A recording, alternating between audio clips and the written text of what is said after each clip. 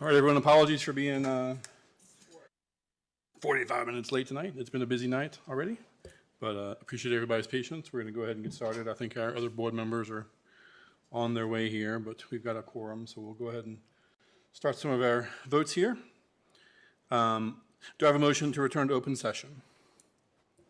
Second. Ms. Bond and Dr. Guitry. Any discussion? Ms. Osborne, please call the roll. Ms. Bond? Yes. Dr. Guitry? Yes. Dr. Roundtree? Yes. Mr. Hudson? Yes. 4 in favor. Motion carries. Do I have a motion to certify closed session that to the best of each member's knowledge, only public business matters lawfully exempted from open meeting requirements by Virginia law were discussed in the closed meeting to which the certification applies, and only such public business matters as were identified in the motion convening the closed meeting were heard, discussed, or considered? So moved. Second. Dr. Guitry and Ms. Bond. Any discussion? Ms. Osborne, please call the roll. Ms. Bond? Yes. Ms. Franklin? Return to open session? Or certification of closed session, sorry. Yes. Dr. Guitry? Yes. Ms. Parton? Yes. Purcell? Yes. Dr. Roundtree? Yes. Mr. Hudson? Yes. 7 in favor. Motion carries.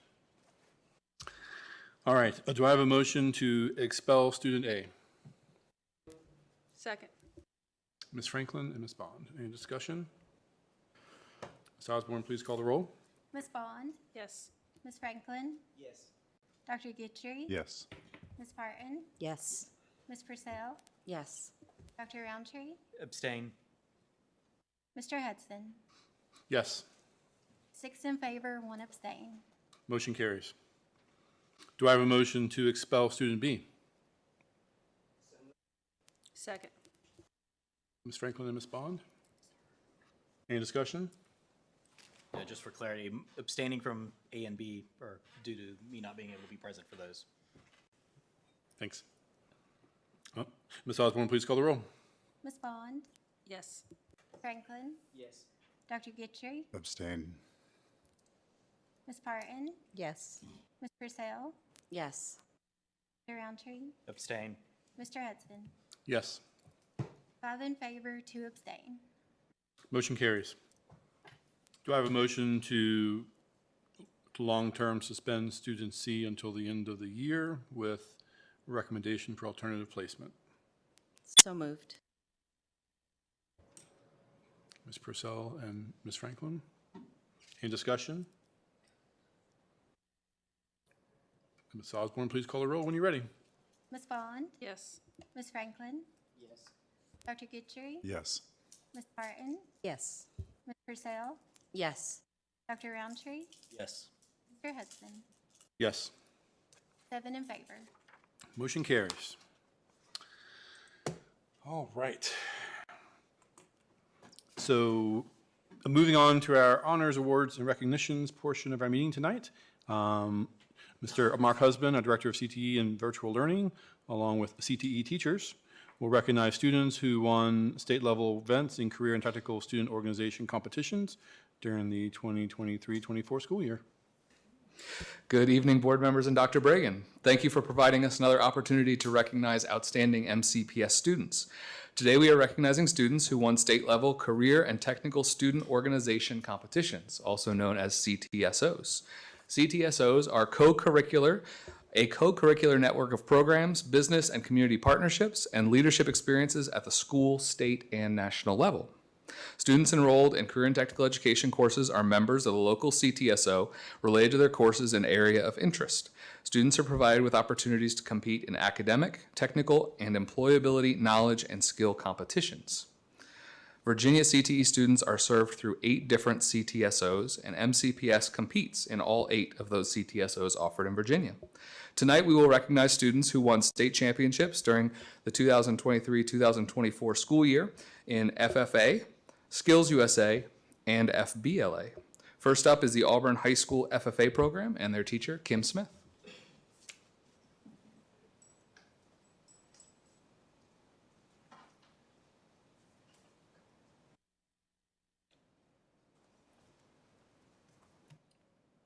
It's my pleasure to stand before you all this evening and share my horse girls with you. So I'll invite the two who are able to be here this evening, Nora Wade and Piper Boyke, to join me, please.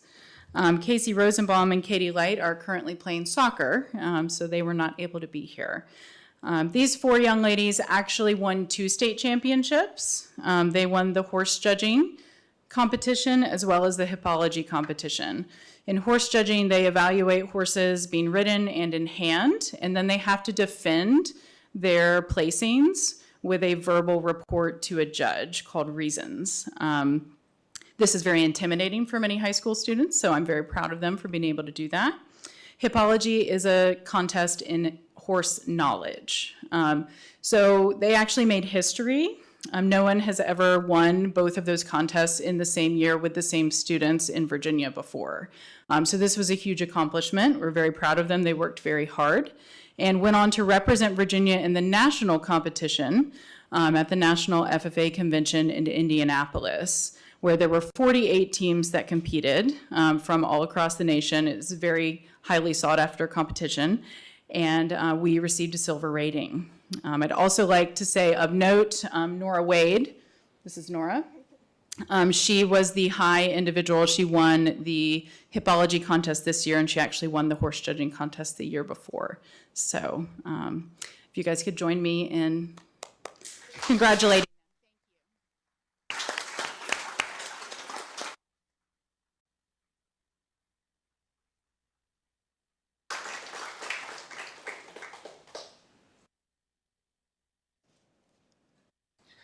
Our next teacher is Mr. Jay Mathis to present Skills USA students in cybersecurity competitions.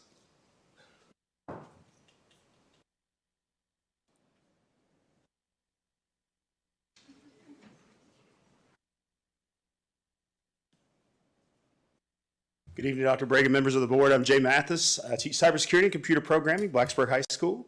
Also one of the sponsors for our Skills USA program there at the high school. We have a really great program, a lot of great competition this year. But I got these two young men up here with me. We're going to make it quick because they're both on work release right now, so they're going to have to get back, and we'll talk about that later with them. But right before you here is Tyler Rasick to my right and Gabriel Mendoza to my left. These two gentlemen won our first Skills USA state competition in cybersecurity this past year.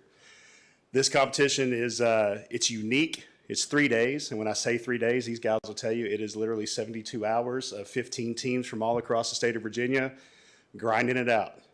We didn't sleep.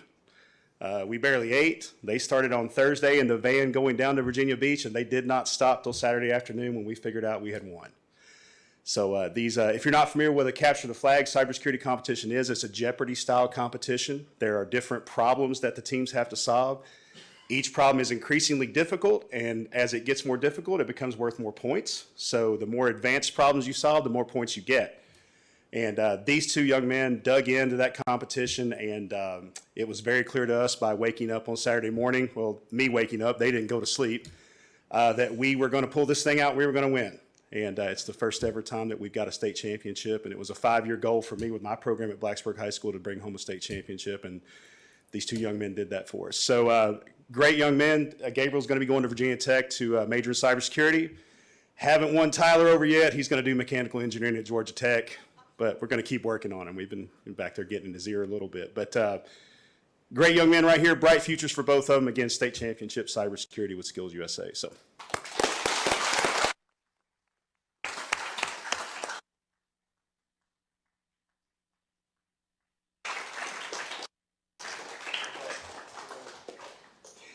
And I got one more for you this evening. Naisha, if you join me, please. Board, this is Naisha Hadait. She is unique in Skills USA at Blacksburg High School. She is our powerhouse. Not only has she been one of our school's officers, but she is also a 2-time state officer. You can come on up. We're in here. We're friends. She's a 2-time state officer. She just got reelected to state officership this past session in Virginia Beach, so we're really excited about that for her. She is also a state champion in prepared speech. She won that state championship this year, and if you know anything about that, very involved competition. It's not just something where you're standing up and giving a little note card thing for a couple minutes. She put a lot of work and effort into that. presentation skills, speaking skills, research. A lot goes into that prepared speech competition, and she pulled out that win. Also got reelected. She'll represent Blacksburg High School in the state of Virginia at the end of this month in Atlanta, Georgia, at the national convention down there. Real excited for her. Another really cool thing that you can see on the front page of our news messenger that's out this week, she is one of Montgomery County 21 Points of Light award recipients this year for her volunteer work that she's done in the community. So we're really excited for her with that too. But this is Naisha, state champion, prepared speech, and also two-time state officer for Skills USA.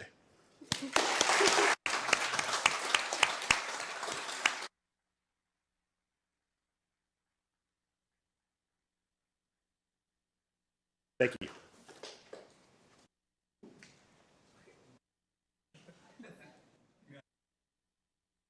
Our next two students unfortunately couldn't be with us here today. They graduated over the weekend and they are out of town celebrating. But I do want to recognize Kaylin Malabad, who won our advertising and design competition through Skills USA. Kaylin also won this competition in 2022, making Kaylin a two-time state champion with teacher Kelly Showalter from Blacksburg High School.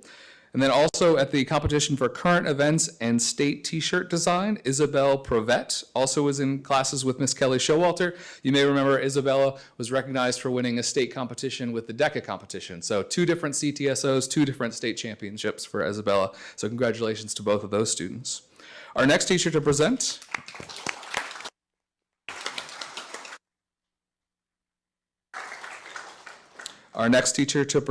is our drafting teacher, Miss Veronica Spradlin from Blacksburg High School.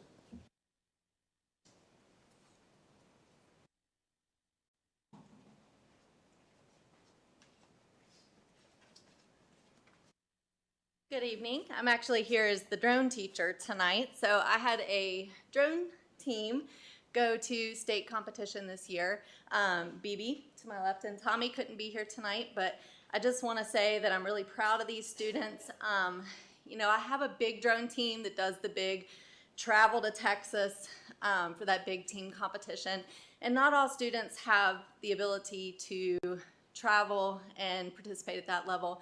So I was really excited to have a team in Skills USA that was able to travel with us. And BB has been so great being in my classes. She's taken multiple classes of mine from drafting, architectural, and the drones class. And when I made the comment that this was an option and it was a little bit smaller, it was in state, so you could go with us to the state competition. I said, you just need to find a partner. And so BB talked Tommy into doing it, and Tommy is a junior, and Tommy can come back next year and compete as well as a senior, so we can keep this competition going. But they had to do a question and answer portion, which is similar to the Part 107 exam that they have to take for my class to be a commercial drone operator. Then they also had to fly, operate, maneuver drones through different obstacle courses and challenges. So I was very proud of them for their efforts at this competition, placing first at state. Unfortunately, they won't be able to go to national in Atlanta, but they did well at state, and I'm proud of their performance.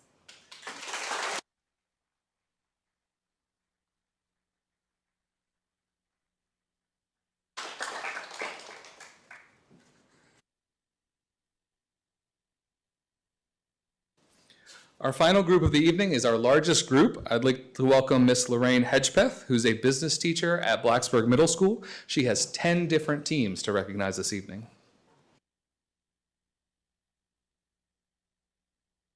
All right, good evening. So good evening, Dr. Brigham and school board members. First, it's just an honor to be here. I love teaching at Blacksburg Middle School, and of course, I love FBLA. I'm here to recognize we had 23 students who placed in their event at our state convention in Richmond, Virginia. But of course, I'm here tonight to represent the first place winners. I would like to acknowledge Mr. Husband, our CT director, and our principal, Dr. Robert Johnson, who's also here, one back there. And I would also like to recognize our bookkeeper, Tammy Snodgrass, because there's a lot of paperwork and money involved in FBLA.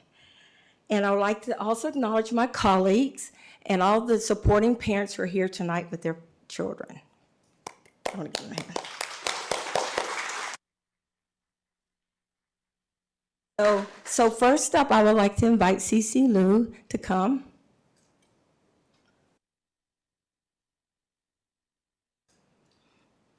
So Cece is a sixth grader, and her project was community service. So our president of our FBLA, Sadie Zhang, we had a meeting in August, and we thought, well, what will we do this year? And Sadie brought a lot of research to our chapter and said, let's do something with feeding the hunger. And so I had to kind of find places that needed, volunteers to come. And so we found the Montgomery County Christmas store. So Cece, with a little encouragement from me and her mom, presented a presentation on the Montgomery County Christmas store. We went there and toured the store. We also had to volunteer. We had like 17 members who came to volunteer, and we stacked food. We also made greeting cards. So it was a really, really good experience. And I'm sure Cece will look back on it. So we're going to nationals in the end of June in Orlando, Florida. She placed first.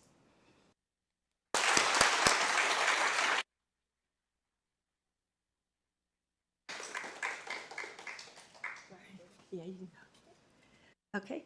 Next up, we have Ray Hahn. So Ray.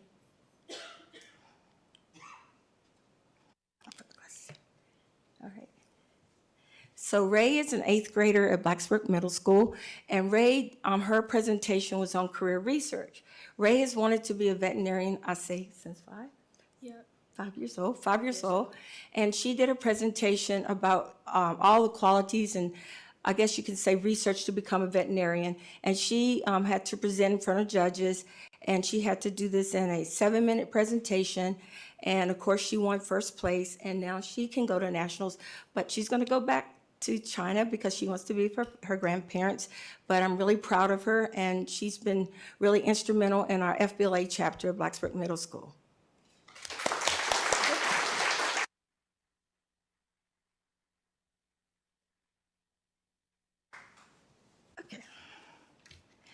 Next up, I would like to invite Elijah Arnab, I think I pronounced this right. So Elijah did his presentation on elevator speech. He had to do a 3-minute presentation.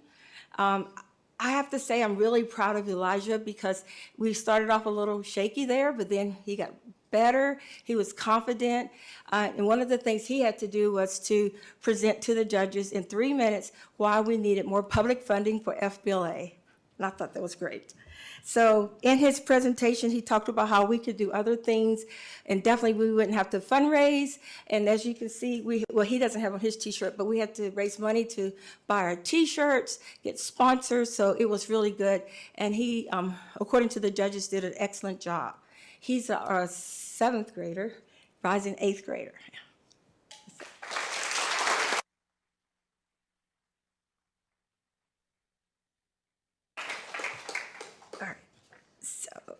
Let's see, I had a lot to talk about that one. All right, next up is Amet Dogan. Amet's a 7th grader at Blacksburg Middle School. He's wearing our T-shirt. Yes. I'm really impressed with Amet's presentation because his is called Exploring Business Issues. And Amet, he did a phenomenal job. I really don't help these students. One of my sons asked me, he said, Mom, are you just really that good of an FBLA advisor, or they're just excellent students? And I said, they're excellent students. I take no credit for it, just to mentor them, help them to get to do their very best when they present. Well, Met has to do a presentation on, I have to read this one, the traditional work environment is changing as technology provides employees with the ability to work from anywhere, including their home. Employees are looking to push companies to break down long-established structures and policies that traditionally have influenced workdays. And he had to present his presentation on how this positively and negatively affected the working environment. And he had to create graphs and prove his point. And he had to also do that in 7 minutes as well. So it was really, really good.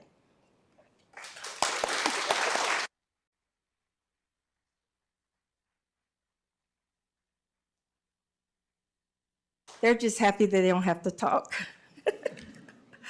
All right, my next 2 fun students are Emma Harrison and Grace Flathammer. They're wonderful. They did theirs on marketing mix. I'm thirsty. All right, so this is Emma Harrison. This is Grace Flathammer. And Emma is a sixth grader and Grace is a seventh grader. And I don't know, did y'all know each other through sports? So they knew each other through sports. And so they decided to have to create a product that doesn't currently exist, and they have to sell this to the judges. And I have to say, and brag on them, they had 100 points on their whole judging from 2 judges. They got a total of 100 points from each judge. Their product was a subscription box for autism, and they call their product April. And April stands for Autism, Persistence, Revolutionize, Infinity, and Love. And then they had to present on the 5 Ps of marketing, which is, of course, product, place, price, promotion, and people.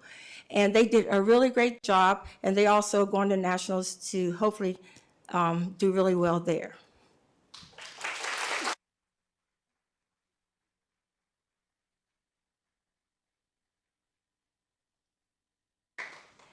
Okay. Next up are my outstanding 8th graders who are officers in FBLA. Sadie Zane, Grace Lee, and Sophie Zane. And I forgot to say, Grace is also an officer. I need water. Okay. So this is Sophie, this is Grace, and this is Sadie, our president. All right, so they had to create a multimedia website development. Sadie developed the website from HTML. She did not use Google Sites. She did not need my help. She did this all by herself. They had to pick a small business in our community to help promote their business. And I'm not really sure how they found out, but Carol Lee Donuts, which all of us love, does not have a website right now. And I have been trying to get in contact with them just, to let them know that they have a great website developer right here if they want to use her. And so their product is, as long as it's not public, we can do this. So I don't want anybody to think we're trying to steal their business or anything.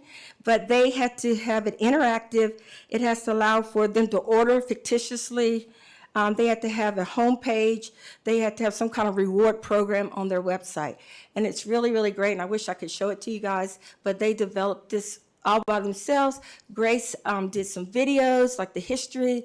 Sophie also did some creativity with putting the information on the page. It's a group effort, it's a team effort. And this is their 3rd year in FBLA, and I'm really proud of them. Without their officer leadership, our chapter would not be what it is today.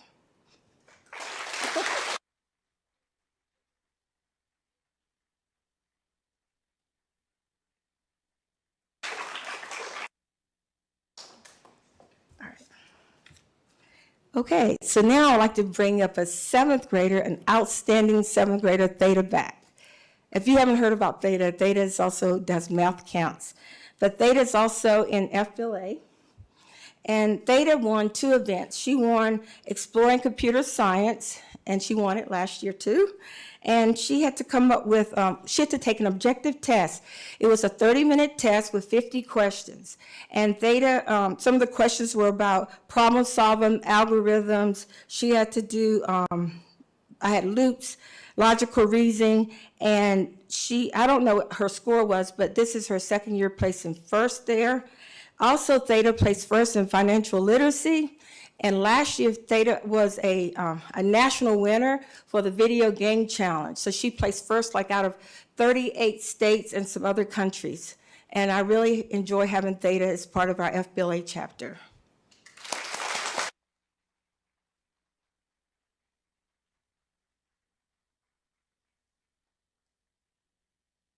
And if you ever get to go to these conferences, I heard one of the other teachers say it, it's just really exciting. It's more than just competition. You go to workshops and all kinds of things, and I think the students really enjoy that. All right, Scarlett Collins is not here, but I would like to acknowledge her. She's a 1st place winner for interpersonal communications, which I'm sure as school board members, all of you have to do a lot, which is of course, aims to learn about how to communicate between people. She also had to take a lot of, a 30-minute test with 50 questions, and she placed 1st also.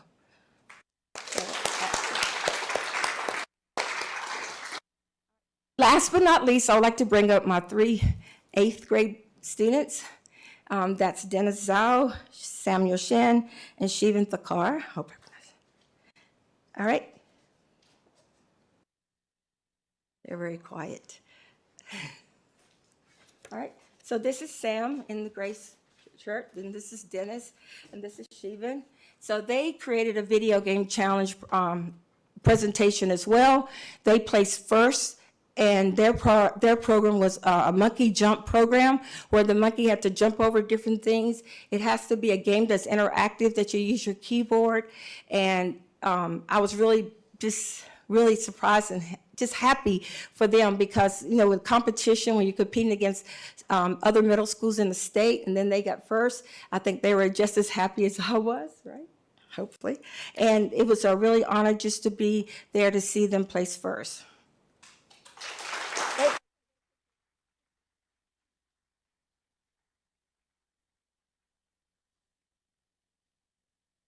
Thank you guys for this opportunity. I'm happy to be here.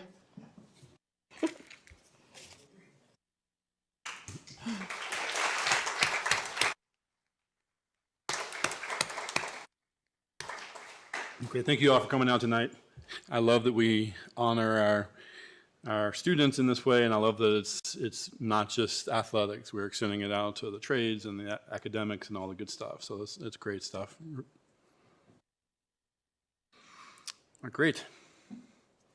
Our next item is the public hearing for the operating budget. So school board will now receive a public comment on the proposed 2024-25 operating budget and the proposed school nutrition budget. Looking at the sign-up sheet. No one signed up. So with that being said, the public hearing for the operating budget is closed. Next up is public address. We welcome the opportunity to hear from students, parents, employees, and community members about education matters in the community. As a reminder, the board sets aside 30 minutes to start a public address. We have the option to extend in 30-minute increments, which Ms. Osborne will remind us of. If there are additional speakers after 90 minutes, the board will continue with their business meeting and hold one additional 30-minute session at the end of the business meeting. Clock continues through applause and disruptions. The more disruptions there are, the fewer speakers get to address the board. Call each speaker up by name in the order that they are signed up. Each speaker will have 3 minutes to address the board. Board does not respond to speakers during the public address. Screens will show when the speaker has 30 seconds remaining and time is up. And I said all that, and we don't have anybody signed up. So, hey. All right, great. And with that, a public address is closed. All right, next up is our consent items. No one wishes to move an item out of consent. We will consider these items approved.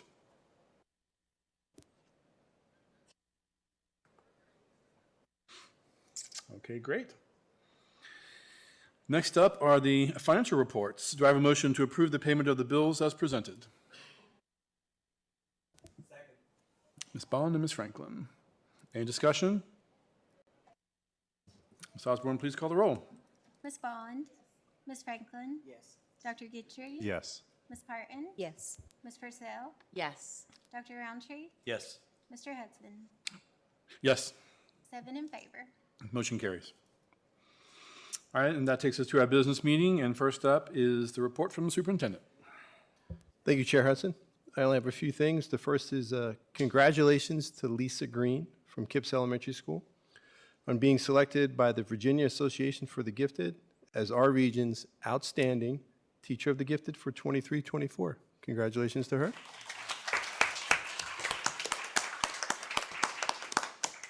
I also want to report that yesterday we had the election and the votes were tallied for our classified staff who voted, and they did so overwhelmingly in favor of the MCA representing them in collective bargaining, in getting a collective bargaining agreement. So the next steps for that we will focus on, similar to what we did for our teaching and professionals, is there will be a meeting and to discuss which of the items from the collective bargaining resolution, I think there was 4, which are the 2 that they want to collectively bargain, and then we'll start going down that road, and I will keep the board abreast of that as we move forward. I want to let everyone know the survey regarding my performance as superintendent is open until Monday the 27th. So if you haven't given back me your feedback, please do so between now and then. I really do look forward to seeing those comments and helping to refine what I do in leading this division to better serve our community. So please take the time to do that. It'll make us better, and it'll make me better as your leader as well. And the last thing I have is our capital plan update for the schools that we were looking at potentially doing renovations for, the elementary schools in Blacksburg, Margaret Beeks Elementary, Gilbert Linkus Elementary, Harding Avenue Elementary School, Montgomery Central, and the Shawsville Middle School. We reviewed all the information that we got from the community feedback. I went over with the architect. I met with him one time already. And the architect has visited the schools and walked the schools and kind of got a rough idea. They're going to go back in the next week or two and delve deeper into what that would look like and what those potential projects may or may not entail. And then looking for somewhere in mid-June to come back with recommendations as far as what those renovations will look like, what their potential costs will be. I will share them with the school board and then get your feedback and whatever adjustments we make there, and then bring them to the Board of Supervisors. At this point, Chair Hudson, that's all I have. Great, thank you, Dr. Bragan. Next up is the organizational chart. The administration will present an updated Montgomery County Public Schools organizational chart for review and approval.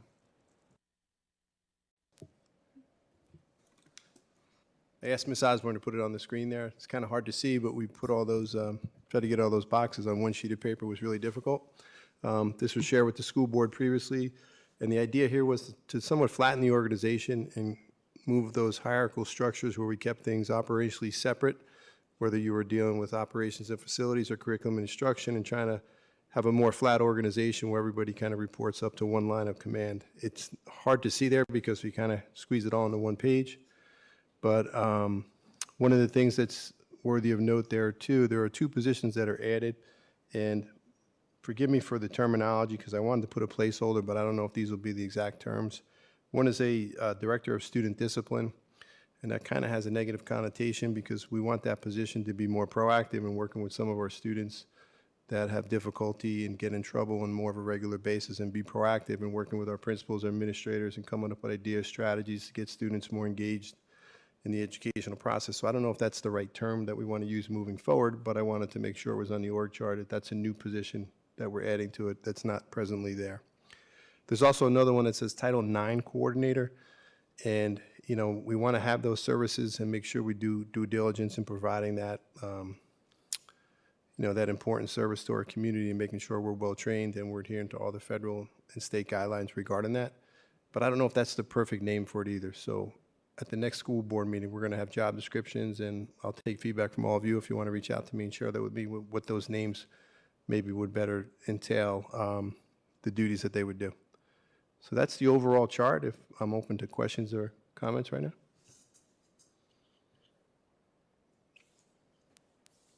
I have a question under the curriculum and instruction branches. There are directors and administrators for special subject areas. Where does the fine and performing arts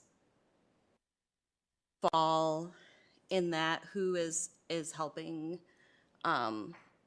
those teachers meet their curricular needs? Especially, some are itinerant, so they're going to multiple schools. It's a great question, and that's been brought up before. Right now, it falls under the elementary and secondary directors of curriculum, and then we have leads in each of the areas.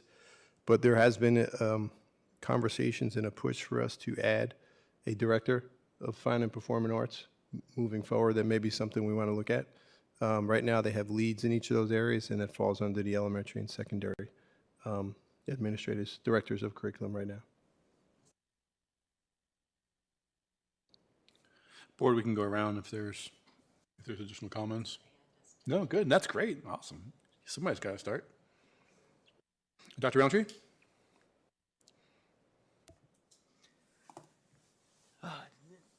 Yeah, so I'd like to, with the org chart, it's good to put this together. I'd also like to get a presentation at some point to the board associated with the responsibilities of each person at the director level and administrator level, so we understand what the details are of the organization's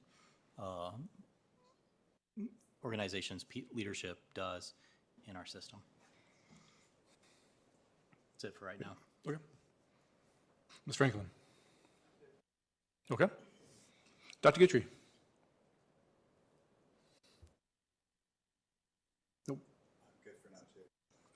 Okay. Ms. Pardon? No, no comments, no questions. Thank you, Dr. Bragan. Ms. Bone? You good? All right, great. Yeah, I mean, I guess my advice would be for some of those positions that maybe you're still considering titles for, maybe look around some of the other districts that probably have similar positions and see if we can't find some example titles there that we like. Awesome.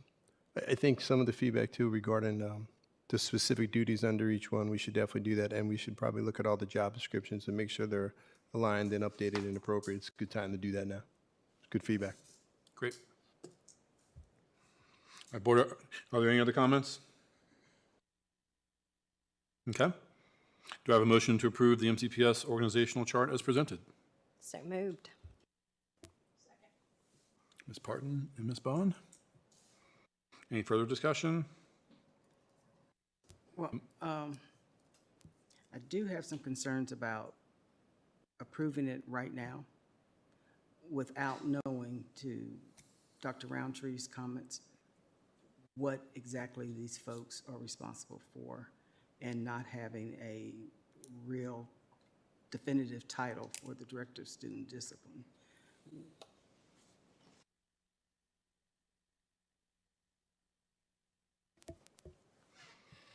Is there an urgency for us to approve it today or versus the next meeting? I believe there is for the organizational structure as we have it now. I mean, we've been operating in a temporary capacity for a period of time, as you all are aware, and I think it's needed to now. And then at some point, as Ms. Franklin and others said, we could specifically define those positions. I wanted to have them as placeholders because that's where they would fit in the org chart. Kind of have a good idea of fleshing out what it is, but not specifically identified, and I think that will help us moving forward. But I don't, in my personal opinion, and it's just my opinion, I don't think we should not do this because of that now. I think we can still have input into those titles and those roles and responsibilities as well. Like structurally, I'm not sure that would change how this might look. But it does have an impact on the budget, which we've had conversations about as well, right? So it's kind of a chicken before the egg, right? But we need to get our new structure in place so we can start operating under it. Any more discussion? Ms. Osborne, please call the roll. Ms. Bond? Yes. Ms. Franklin? No. Dr. Gitchery? Yes. Ms. Parton? Yes. Ms. Purcell? Yes. Dr. Roundtree? Yes. Mr. Hudson? Yes. 6 in favor, 1 opposed. Motion carries.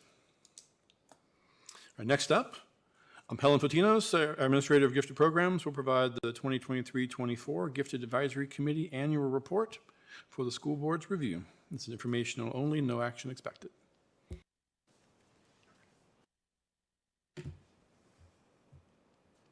Good evening, school board members and Dr. Bragan. My name is Jennifer McGee. I'm the instructional math coach at CHS and the chairperson of the GAC.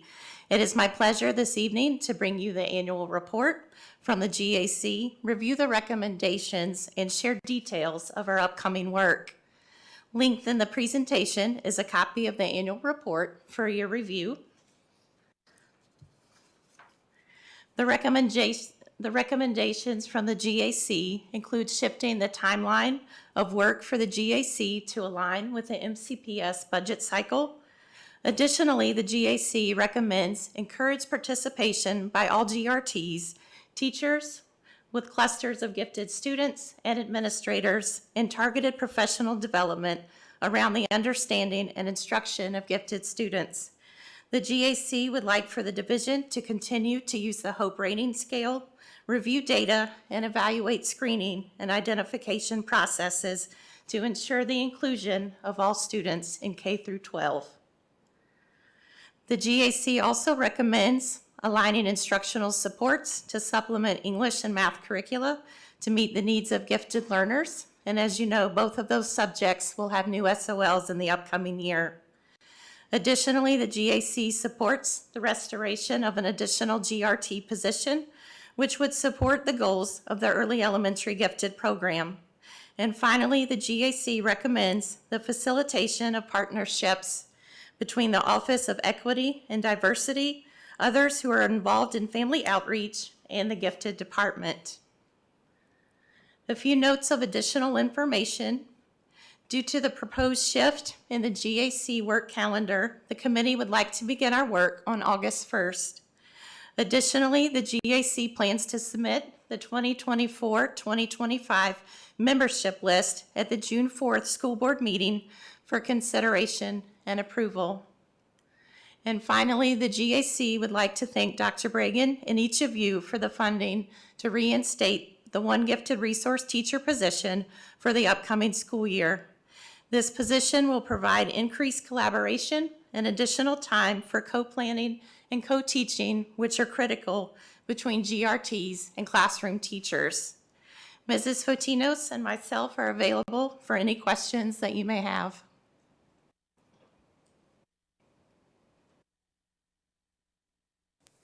Any questions? Board, any questions from anyone?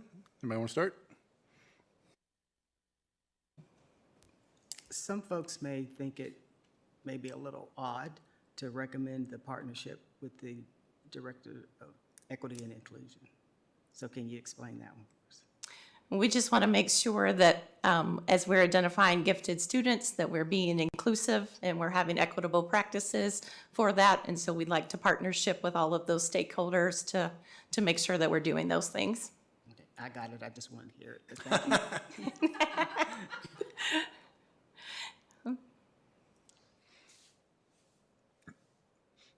Board, any other questions or comments? You can go around if you want. Okay.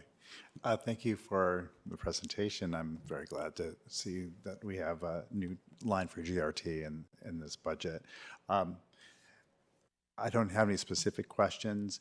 Last year, I kind of liked the way that the report came to us, where the GAC had its recommendations, and there was a response from your office, so I could see the difference. Because right now, I can't see the difference between the program itself and what it's doing and the GAC's review. It's all kind of merged together, and there may have been shortcomings with that approach, but maybe I misunderstand the report. Tosh, can we open like the link on slide maybe 3? And you can say, is that what you're looking for? And if not, I'm happy to provide. There's an additional document, Dr. Guitry. If you scroll down, sorry, Tosh, a little bit. You see the kind of like back and forth? Yeah, this is right. I did look at this.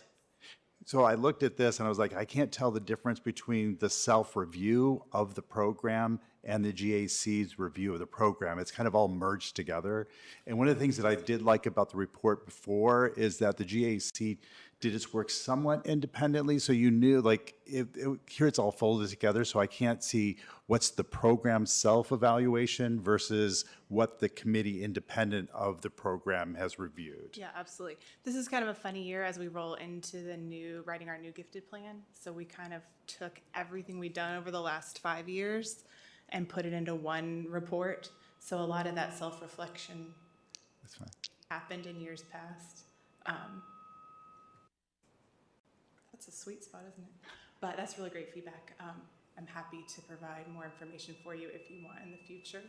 Yeah, I just found that helpful. And some of it would just say objective is ongoing, like wasn't particularly helpful in wondering how far you've advanced in those objectives. It was just like, this is all kind of ongoing work. So like more details to this, like I can go back and add more details to this report, or are you just saying in the future you would like more? like me moving forward, I think it's fine. Yeah. I think this year we've had really good luck with like lots of good dialogue and lots of agreement, which has been really positive for us. So. Okay, good. Thank you very much. I have no questions, but thank you ladies so much for all the information and the hard work. It's really appreciated. Thanks, Bowen. Ms. Purcell? Yeah, I just have a question about the development of the class for middle schoolers. Kind of what's your vision for that, or is it too early for you to really know yet exactly what you're hoping to provide? I am going to come back and give you a whole nother presentation on June 4th. So I can give you more information then. I will say currently we are developing an additional syllabus for Honors 7 and Honors 8 English. So that will take the English 7 or English 8 syllabus and then add an extra layer of rigor on top of that. That's part of our summer work, is to develop that. So in addition to meeting the regular standards, we are really upping our game to be able to call that an honors class. So that is what Honors English looks like. Right now we're kind of paused on what does like a gifted class look like, because of the conversation on changing scheduling for this current year. So it is on my to-do list, and I would love to talk with you more about what it could look like.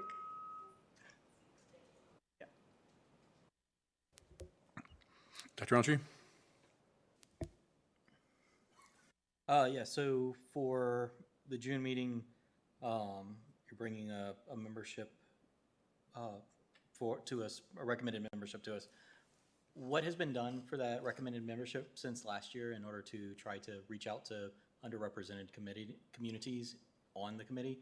And how have you been successful with reaching out to those underrepresented communities on the gifted committee? I'm thrilled to have people who volunteered to want to serve from the Eastmont and Auburn strands. Those are difficult strands for us to get parents to come to. It's hard to come to a meeting on a Tuesday night in Christiansburg when you live far away and you have a family. So I didn't have to twist anyone's arms. Our best sort of line of defense right now is our GRTs reaching out to those families and just saying, is anyone interested? Moving forward, I have a plan to be a lot more transparent, have open houses about what does the gifted identification process look like, what does it mean to be gifted, and I'm hopeful that moving forward and being more communicative to the community as a whole will allow me to recruit more folks to serve on the GAC, as well as our work with Stacy Wright on the Equity Committee, trying to do better, find ways to do better. I don't know how else to ask people to volunteer for something that's in an evening project, other than to just put it out to everyone and say, would anyone like to participate? I feel like post-COVID, we've had sort of a drop in volunteerism and people wanting to serve on committees. So if you have any suggestions on how I can do a better job, I am open to them. I'm at a loss as to how to get people to participate at this point. Right. Yeah. Yeah. Personal announcements at the school events, going around and making sure that people are asked to do it. I'm working personal invitations are hard to turn down. I got an email here while I was waiting from my Christiansburg teachers saying they had 3 parents that they had identified that they were ready to reach out to, and how did they want to proceed? And I was like, well, let's just call all of them and maybe one of them will say yes. I am working with some of my GRTs to try to build like a more informative website, to build some kind of either more informative interactive graphic or small video that we can share with communities in a way to just explain what the gifted program is. How does one qualify for gifted services? So again, just trying to be really transparent and open to the entire community about what it is that we do, so that everyone has an opportunity to ask questions and be involved. Thanks. Yep. Board, any other questions or comments? Yeah. Can I just make a recommendation? Is there any reason why when you send out the annual letter of the individualized plans or the class-based plans that you might not put that information in with that letter so that every parent of a gifted child knows that there's a GAC? Would there be any reason not to let parents know using that communications tool? Yeah. So we send it out in the first newsletter of the school year. Every GRT does a s'more newsletter, so it goes in that space. Maybe just trying to keep like education plans separate from volunteerism. Every new family into the program gets like a welcome letter with, please join the GAC. Here's what it is. Here's a link to the form to fill out. Here's a link to our website to explain it. So at the same time, I do recognize that we get inundated with emails all the time, and it's sometimes you don't read to the end. So again, just trying to think creatively about eye-catching graphics, quick little snippets with videos with cute children in them. Like, how can I do better to catch people's attention other than to send lengthy newsletters and emails that may or may not get read? Thanks. Great, board, anything else? Okay, great, thank you so much, appreciate your time tonight. There's a pair of glasses up here at the podium. Is this maybe Ms. Hedgepeth's? Hi.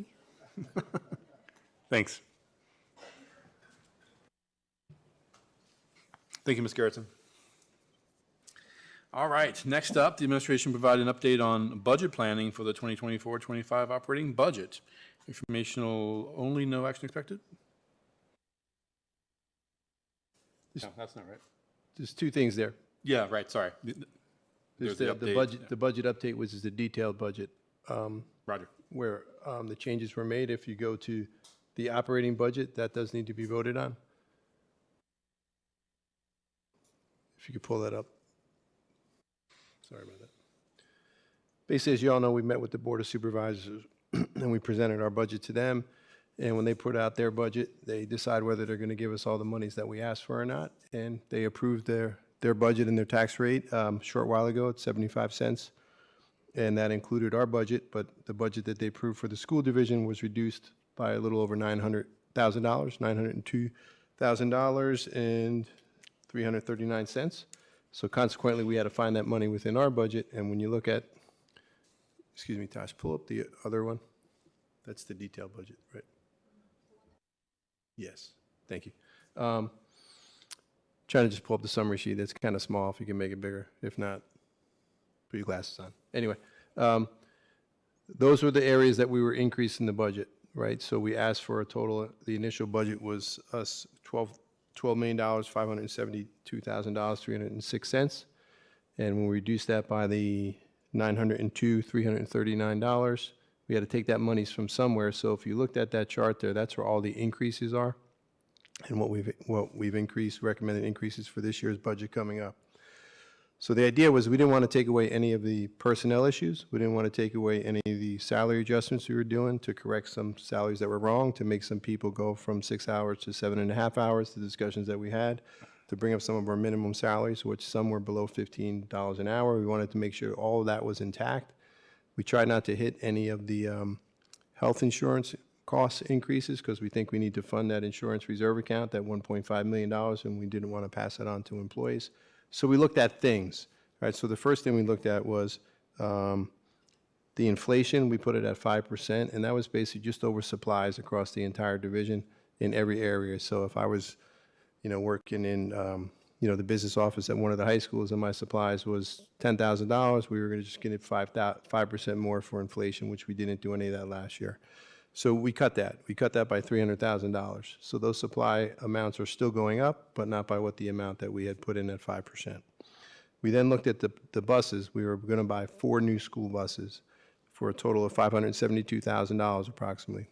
We're reducing that by $250,000 because we believe at the end of the school year, we'll have some year-end monies that we can do a one-time purchase of the school buses, so we don't have to include that in the budget. So we'll still get those 4 new ones.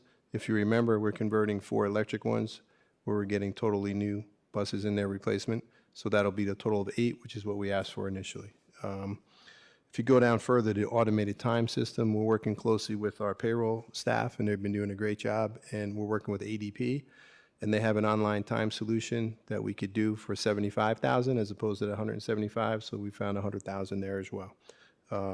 We increased utilities by $500,000 because it was underfunded, but we still think if we do reduce that to $400,000, we'll still have enough to cover all of our electric, gas, and water bills and so on. And the last thing we took some out, again, these are all increases, operational equipment and services. We had a fine still $52,339, and we took it out of that amount. So we reduced our total increase in ask by the $902,339, and we think it's appropriate. I think we can accomplish all the things that we want to do. And still be within what this Board of Supervisors has provided to us. And that's where we are. There's also, I don't have the final numbers from the calculation tool, but the governor did sign off on the revised budget, so we will get some additional monies in school state aid. It would increase this year in this current budget, but it's going to increase more.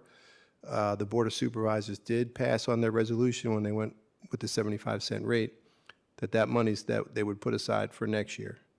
So until they change that, that money will not be available for this budget. I open up to any questions or concerns. Board, any questions? Anybody want to start? My apologies. Okay, I'll start. So the information where the reductions were being made, didn't receive that until late last night, so I haven't had an opportunity to really filter through that. As far as the buses, I know I asked a question about that earlier in the year, and I thought it was only one bus that we were looking at, trying to do something back with, but there's 4. So we'll have 4 new buses, correct? We'll actually have 8 new buses. We have 4 electric buses currently that don't really work. And when I mean work, we charge them and they run, but they don't hold charges long enough. They struggle in the mountains. They can't complete some of our longer runs. They really didn't materialize as we thought they would be. So we were working with a company that is going to buy those back and replace those with the diesel buses we need. So that's 4. We're going to get 4 to replace ones that are not really operational now. And in this budget before the reduction there was 4 additional, that would be 8. So we're taking out of this budget 2 of those to bring it down to 6. But we're counting on end-of-year funds, which we believe there'll be enough money to buy the other 2 that came out of this. So it will be a total of 8 for the next school year.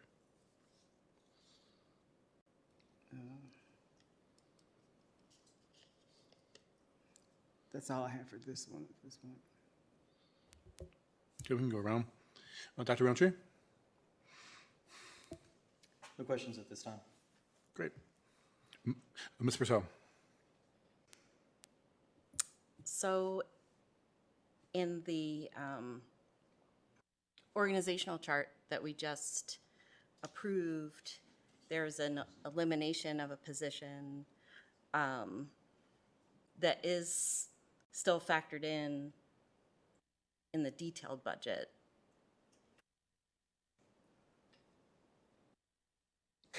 Is that a question?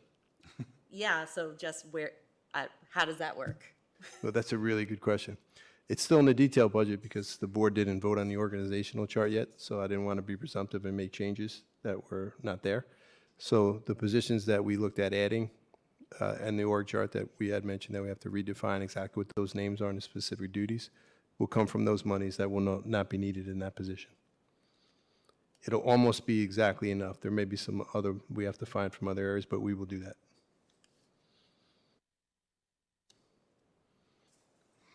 Ms. Vaughn? Well, I'm gonna, kind of ask my normal about the Wimmer annual lease. Are we, is that a maybe next year thing? Are we gonna be able to work on that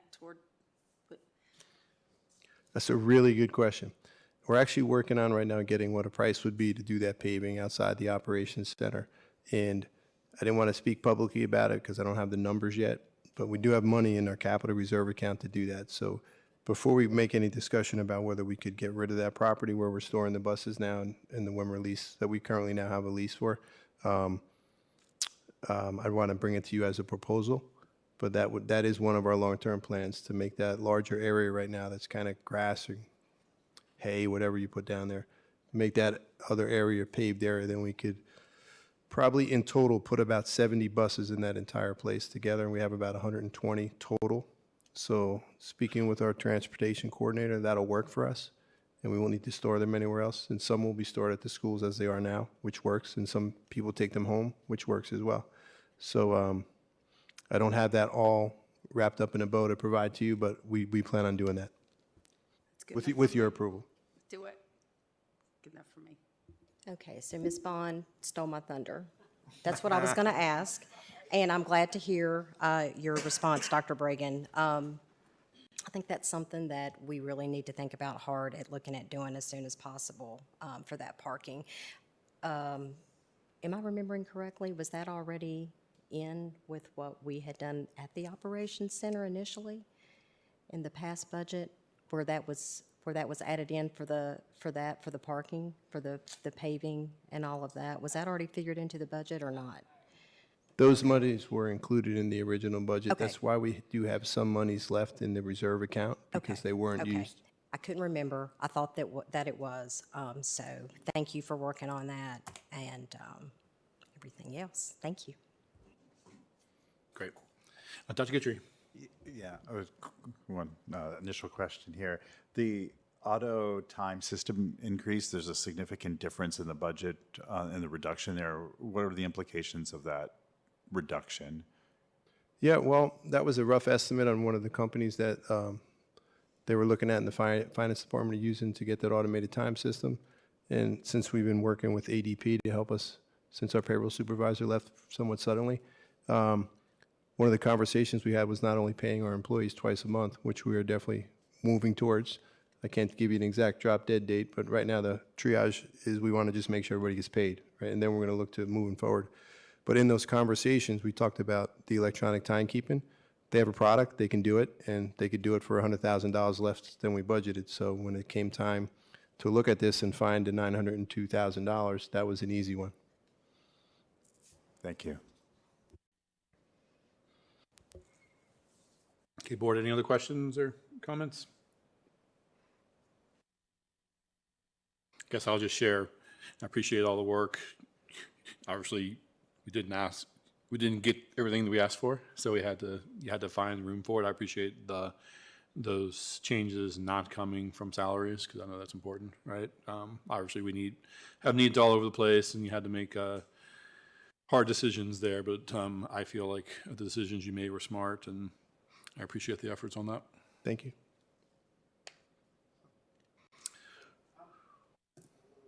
Your mic's off, Penny. I wasn't sure what you were asking for comments on. Was it the whole budget or just the specific reduction? Because I have some concerns about the detailed budget with some of the areas. You're free to share them now. I mean, our next topic would be a vote for the overall budget, so we're going to have a discussion anyway, so feel free to share it now if you want, or you can wait until we... Well, I'll wait. Okay. All right, great, board. The operating budget for 2024-25 is presented for board approval. Do I have a motion to approve the 2024-25 operating budget as presented? So you're wanting us to approve a budget before we have discussion on items that board members may question with the details budget? And we can do it either way. I mean, we can... No, we can't do it either way. Well, you can because have discussion But you were once a asking motion's for on the table. We're going to have a vote tonight regardless. It's a matter of whether you want to have that discussion before the motion's on the table or while it's on the table, but... So we just start talking about the budget, and then we went straight to a vote before, when I was asking the question, when do we talk about the details? But then it's like, let's vote on it before we talk about the details. Well, we've had the detailed budget. This is the third board meeting where we've had the budget, the detailed budget. Well, I don't recall that after February 20th, when we asked for more details, that we talked about the budget, and once the supervisors approved what they were going to do, we haven't talked about what the board where the board would like to see the cuts be made.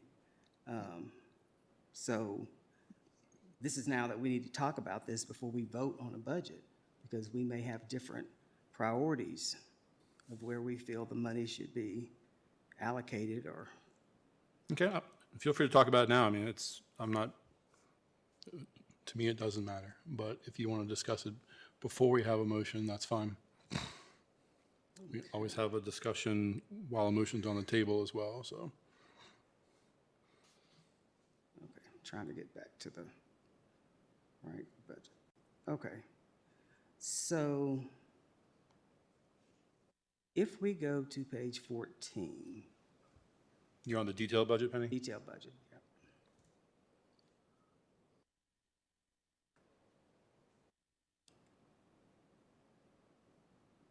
That's the right one. Yes. So I've been asking this question for over a year, ever since this position was created, and that's the Dean of Students. And I'm not exactly sure what this page represents because it's additional dean of students. Now, this was an ESSER position and the funding went away, so now we're rolling it into the budget. And because of how it's being filled right now, I was told that eliminated any kind of benefit contribution that was being made, so it was saving us money because basically it's kind of seen as an assistant principal. So I'm not sure where I have additional dean of students, and then we come down under, BRS increase, addition of dean of students, and then health insurance include benefits, additional dean of students. I'm not sure what's happening with that position. Two questions on the position. It is a person who's retired who's currently doing that position now. And that's why the salary is less than it would typically be for an assistant principal level. And the feedback we heard is that position has been pretty effective. Now, the detailed budget was done before I took over finance. And what it looks like to me there is that they just took every position and they added 5% salary increase, and then they added the benefits increase as part of that as well. So that may be one that is not necessarily needed in that position, and we could look at that. Okay, so I still don't understand why we needed dean of students to fill an assistant principal's position when at that building, at the time this was created until recently, there were 3 assistant principals and a principal. And quite frankly, I think the change in the leadership in the building had much more to do with the dean of than the dean of students did or is.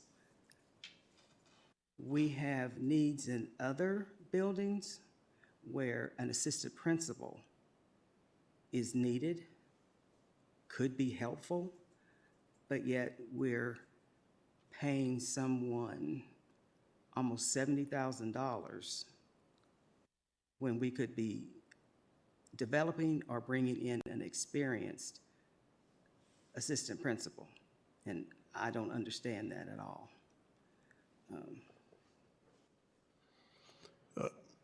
I understand your position. There was 3 positions there. One was totally ESSER's funded.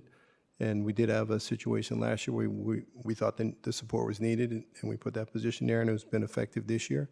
So moving forward, outside the ESSER's position, there'll be a funded principal position and 2 assistant principals. And we do feel that the person doing that job has been really effective, and I think it's an appropriate use of those funds, which is less than it would be for an AP. But if you feel otherwise, you're more than welcome to vote no. That was my recommendation when we talked about positions, and we did a few months ago. And if you feel that way now, that's your position. I understand it. That's not my recommendation, though. That's why the board decides how our budget is supposed to look as a board and what would be most effective for the district. Well, I understand that, and I make recommendations, and you're one member of the board, and you all 7 of you vote on it collectively. That's right. So I'm voicing my opinion again about that. I also, and I can't remember exactly what page it's at, but our tiered intervention folks, these folks are key to helping to support our students, our administrators, and our teachers. And now we are down to 3 to cover the whole district. I don't understand that at all when we're paying someone almost $70,000 to be in one building when we could have support in several buildings increased. In fact, one of those positions I was told was not going to go away because one was funded by ESSER's funds and that a person was retiring and that position would just roll over into that. Now that position has been eliminated and that person is not rolling over. I'm not sure what's happening with that position. Yeah, the TIS positions and that position of the Dean of Students is they're totally different issues. It's support for the buildings, right?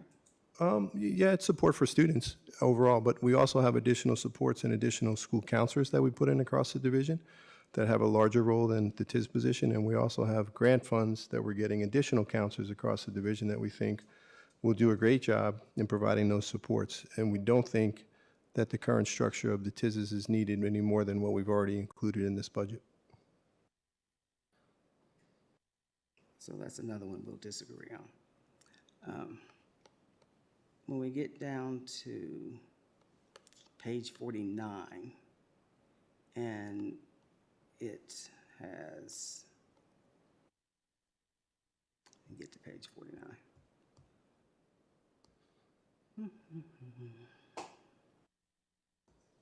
It's a lot of information, so I appreciate that. It's just kind of difficult the way it's formatted to put it all together sometimes.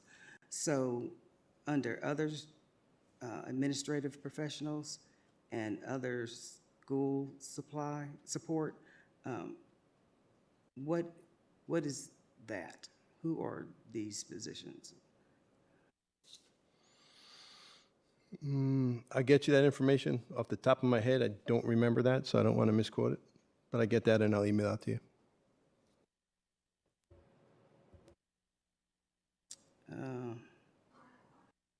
We also have received an email from our registered aides as far as benefits and the number of hours that they put in versus our paraprofessionals, which is 30 minutes less, but they are not receiving retirement benefits. So I remember when we were looking into the benefits, there was something that the Virginia Board of Education had some of our aides in a different category, so they weren't eligible through VRS for retirement benefits. Is that what's still going on here? That's what's going on now in this school year, but in the recommended budget and the pay plan, those registered aides are going to receive VRS, and we did make that change. Okay, so where is that at? Where is it? Yeah, It would be in the pay plan. That's after the budget when we approve it. okay. So, It's in one of the next items down. right, but wouldn't it be part of the budget too? Yeah, we tied in those salaries. That was reflective in the budget. Can you tell me where that's at? Off the top of my head, I cannot. You know, it's 70-something pages, and if I had the questions in advance, I'd be able to give you all that answers, and I can give them to you later, but I can't pull it off the top of my head right now. Okay, well, sometimes we don't get stuff in advance to be able to, Understood. or we get stuff late, so we're not able to figure out what we're actually looking No, at. I totally understand. We did share this on Friday. But the reductions did not come until after 10 o'clock last night. Okay, that's all I have for right now. Okay, board, any other questions about the detailed budget? I have a question. Yep. To the point about the dean of students, when we first discussed the budget, I didn't quite understand the SR positions. And I know that, BMS has been asking for more assistance, and I know that's a separate issue. But I remember when Ms. Showalter, I heard when she was moved, it was because that position was being eliminated, you've got to move. But that's the way it was presented to me. I didn't actually hear that from her, but just that position was being eliminated. And so I know that people have said that dean's position has been very effective, but organizationally, if the APs and the leadership in that building is doing what it's supposed to be doing or is effective, then why would you need the dean of students? Why do you need this extra position that has a very limited responsibilities when we have hardworking APs across this division? And that's $100,000 in our budget. So in addition to the salaries, we're looking at the benefits. That's a lot of money. And so just to Ms. Franklin's point, I think, that's one of the things that I just have questions about. And the fact that we need to cut $1 million from the budget. It's a point worth looking into, and I understand your position. And, what we tried to do when we cut these, as I said in the beginning, that we didn't cut any positions or any salaries from what we had proposed and we had voted on previously and approved, that is, the school board did approve the budget prior to this reduction. And we had those discussions. If the efficacy of that position is questioned as we move forward, then we'll reassess and we'll see if it's worthy of what the costs are. At the time, it was definitely worthy of the cost. And as the chief academic officer and school leader, I recommended it because we needed it, and it made a difference. Whether people disagree with me or not, that's okay. That's just my opinion, and that's what I've heard from the school community and the leadership there. If over time, after this year, we reassess it, we think we don't need it, I understand that too. I also understand the difficulty of the ESSERS funded positions. I can't go back in time, but you know, where I came from when we got that ESSERS money, I didn't fund any positions because I knew they were going away. And at some point, we're going to look at a fiscal cliff and be associated with, all right, I have to look someone in the face and tell them they're no longer employed here, or come to you and say, hey, I need $10 million more to keep these positions. That wouldn't be what I would have done, but I wasn't here, so I can't comment on that. But moving forward, and as you said, Dr. Guitry, if at some point we assess the situation at Blacksburg High School and realize that, hey, maybe they need another assistant principal, we'll do that. You know, the move was precipitated, I don't want to mention a name, but during the school year, because we knew that position was going to go away from ESSERS funding, and at the time, there was a vacancy in another school where she transitioned in, and as a team player, she did a great job for us. Yeah, I wasn't questioning the decision to move her. It's just in terms of converting ESSER funded positions into permanent positions, it wasn't clear to me the rationale. And and I know that we discussed the budget before, but we also are talking about how to reduce the budget. So that was one item that I had questions about. Could we possibly reduce the budget? Because it's 100,000. But it's no direct critique of you, certainly, your decisions. So I do have to agree with Dr. Bragan. CMS has been issues for several years. It's been a disaster. It has finally gotten under control, and part of that is due to the great administration, but as well as the Dean of Students, who has a lot of experience with students, and a lot of our students trust him and feel comfortable with him. So I think these were grant funded at one time, and then we made them permanent. And I do want to point out that even though that is a salary we're paying, I don't believe, Dr. Bragan, that we're paying that position benefits. Am I correct? That's correct. No health benefits or VRS. So there is a savings with that particular position that we are not paying benefits for. It is just a straight salaried position with no benefits. Social Security and Medicare we got to pay. Yes. And I also have heard from teachers and students, as well as parents, that that position has made a difference in that school. Ms. Vaughn? Okay. I do want to clarify something I think I heard you say earlier. So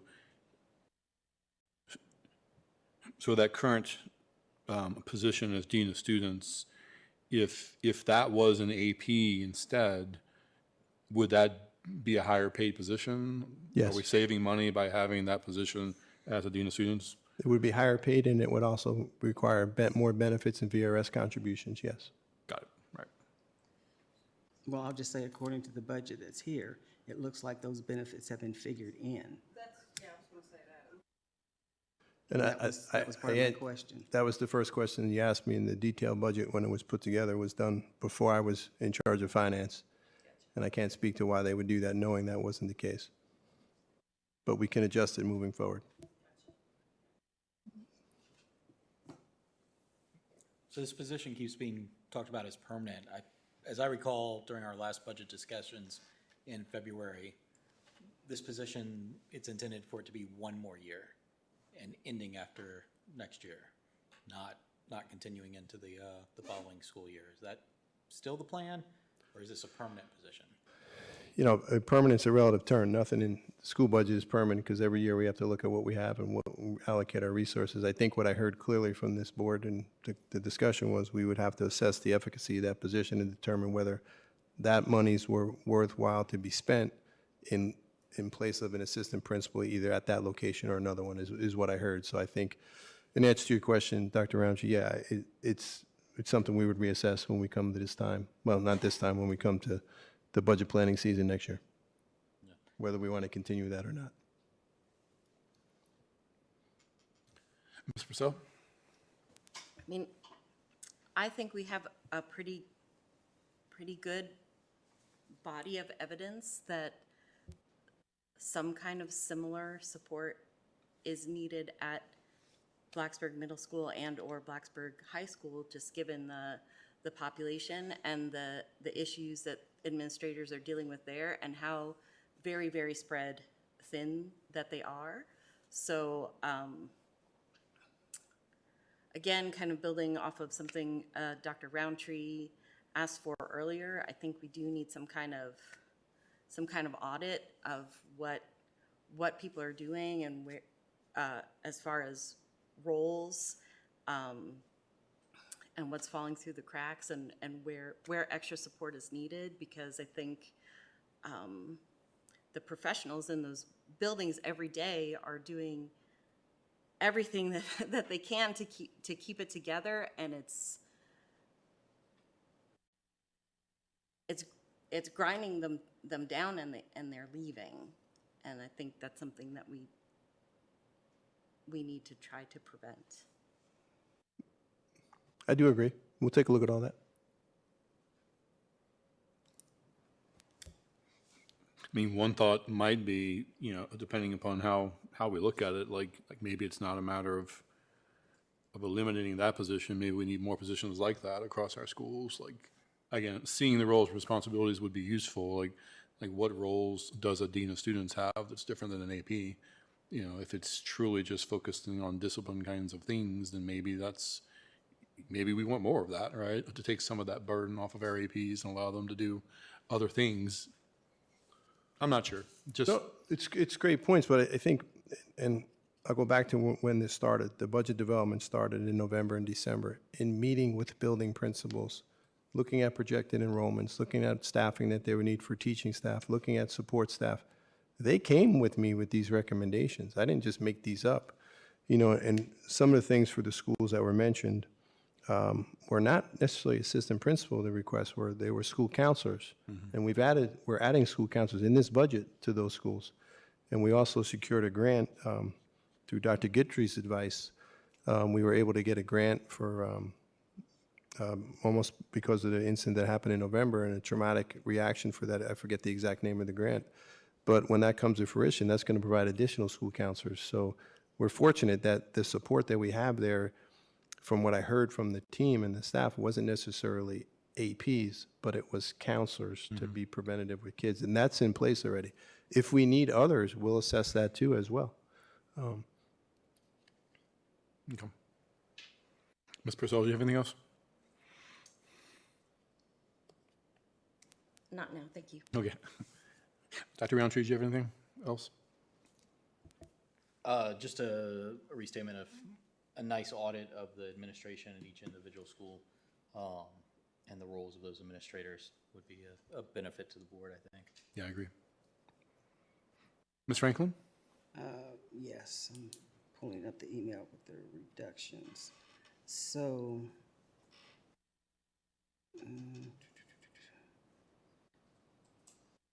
the equipment. What equipment are we talking about reducing? The operational equipment and services was going to be for maintenance and operations, and we're reducing that slightly by $52,339. Okay, and this is one of the areas where we heard very clearly from our employees that they needed help. It was with equipment, not just bodies, but with equipment. And I'm going to go back to that dean of students and what was happening at Christiansburg Middle School. And I've said this before, that building was not getting the support that it needed. I raised that question through 2 administrations now. And then when things really got awful bad, because things weren't being addressed in that building, the dean of students appeared.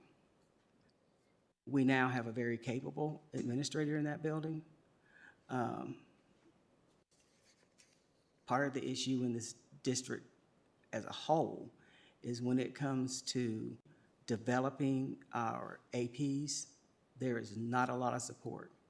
We have a lot of folks who are put in those positions, and it's kind of like, okay, here you go. And they feel that way, because I've heard it.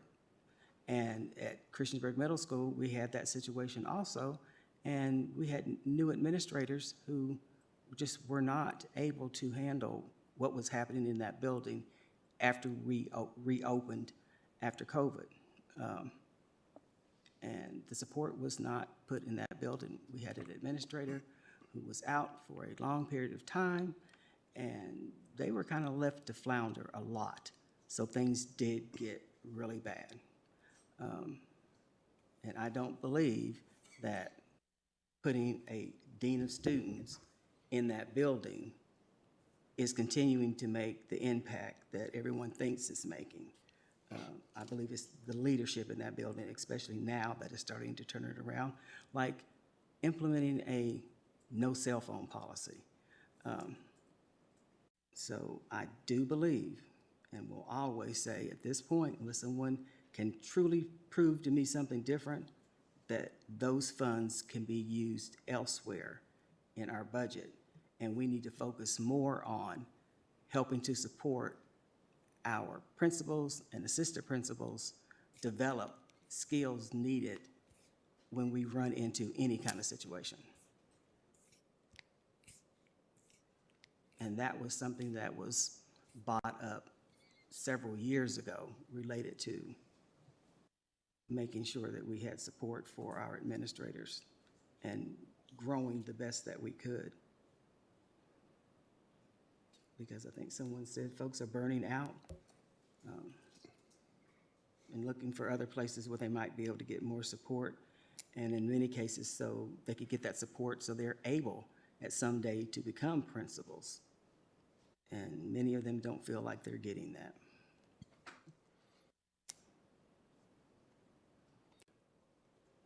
Okay, board, any other comments?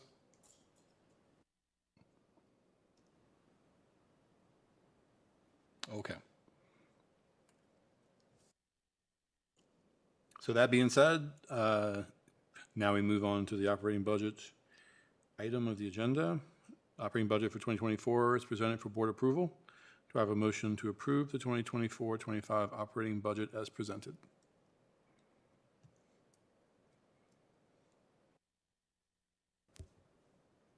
So moved. Do I have a second? Ms. Parton and Ms. Bond.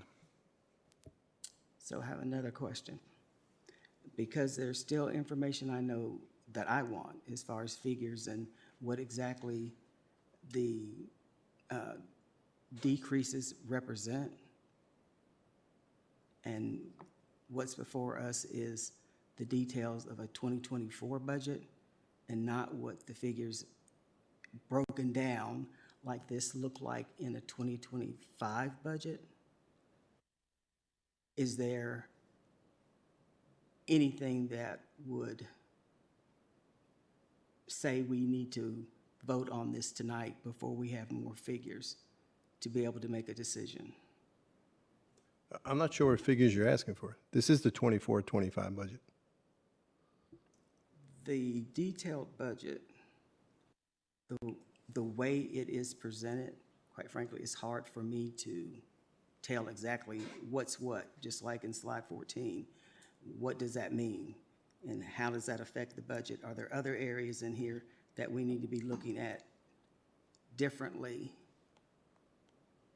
because of the way things may have been presented in February versus what we're operating under now here? This was exactly the way it was presented in February. It's the exact same detailed budget with just the changes for the $902,339. Exactly. But again, just like in slide 14, there are some corrections that probably need to be made that would make the budget look differently. I don't know what type of equipment we're talking about decreasing. I still have some questions related to the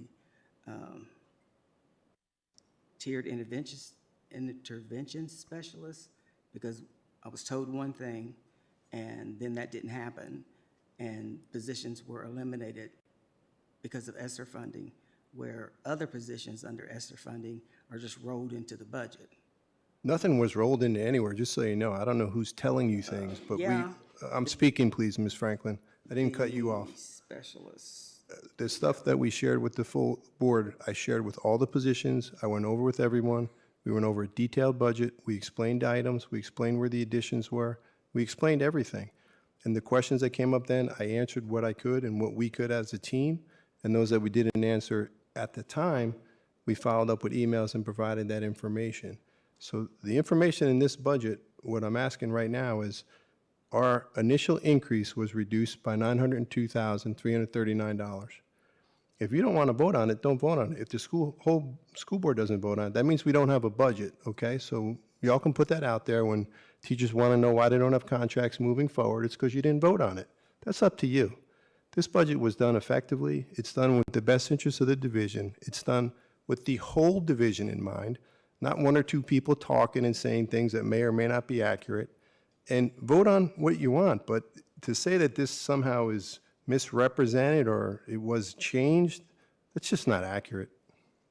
So my statement was not that it had been changed, is that the information that is in portion of this budget does not reflect exactly what it's supposed to show as far as contributions for retirement, contributions for benefits.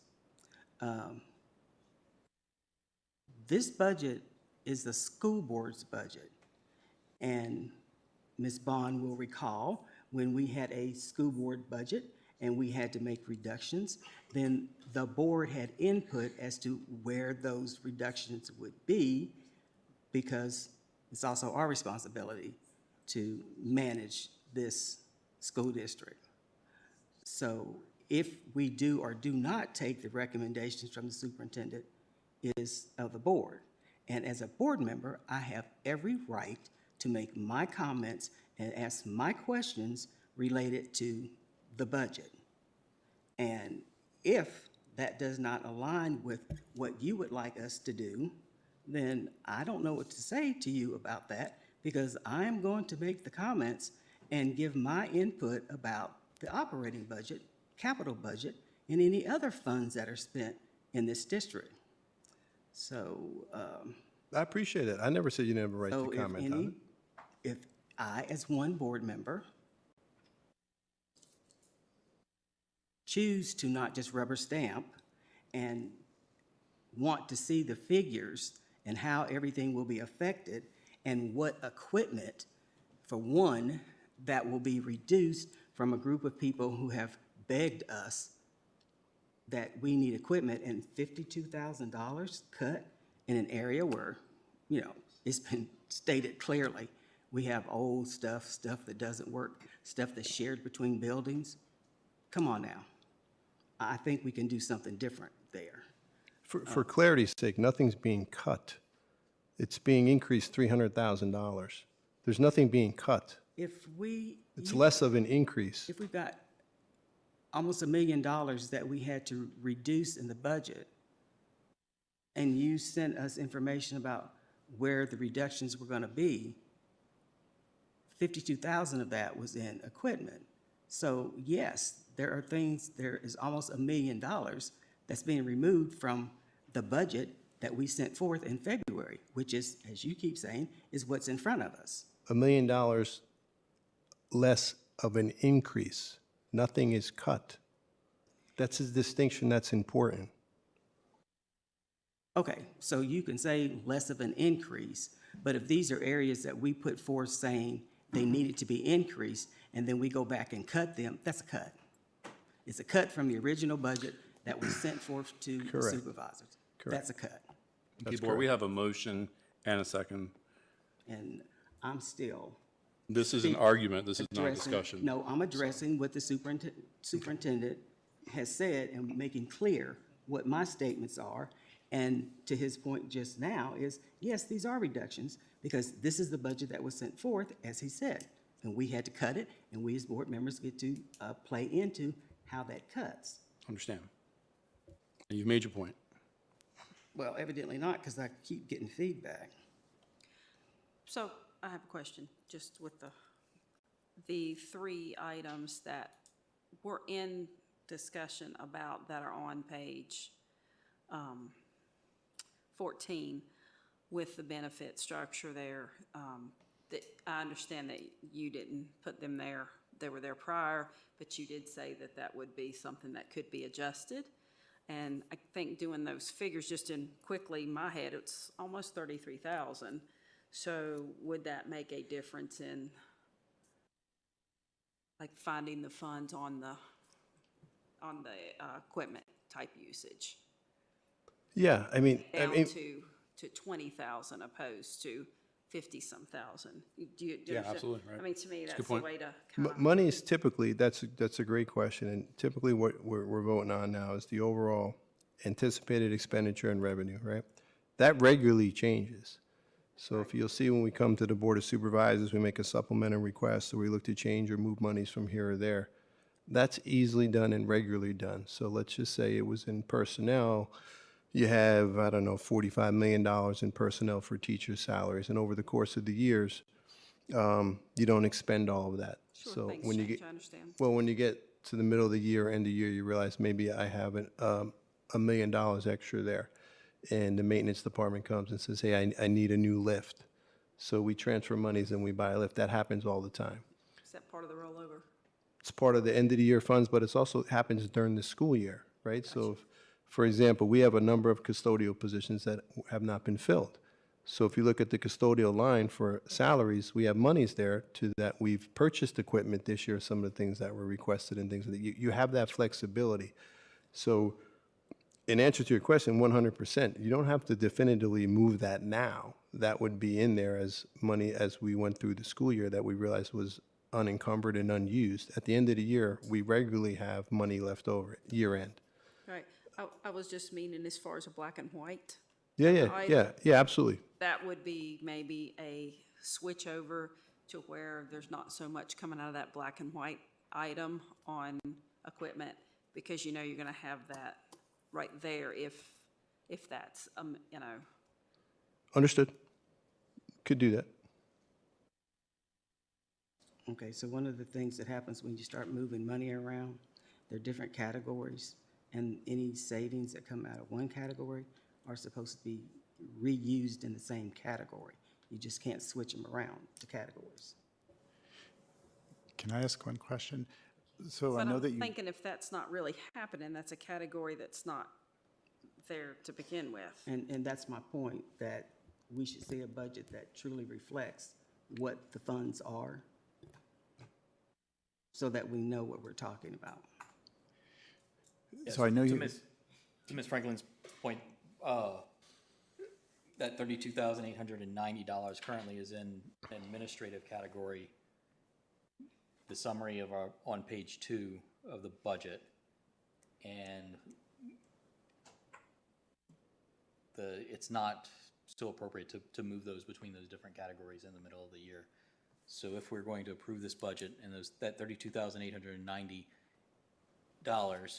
for retirement, health benefits, and what was the other category? VRS. VRS, health benefits, and then there was a third one. Okay. Then we should go ahead and move them. I mean, we can move those today with a motion with an amended motion to move those $32,890 to equipment. And then that's in our operations and maintenance budget.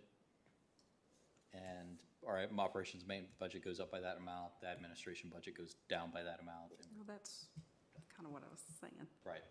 So Yeah, I mean, the board is comfortable make doing that that tonight. motion? Or adjust the motion? I make a before you- motion that we adjust those figures.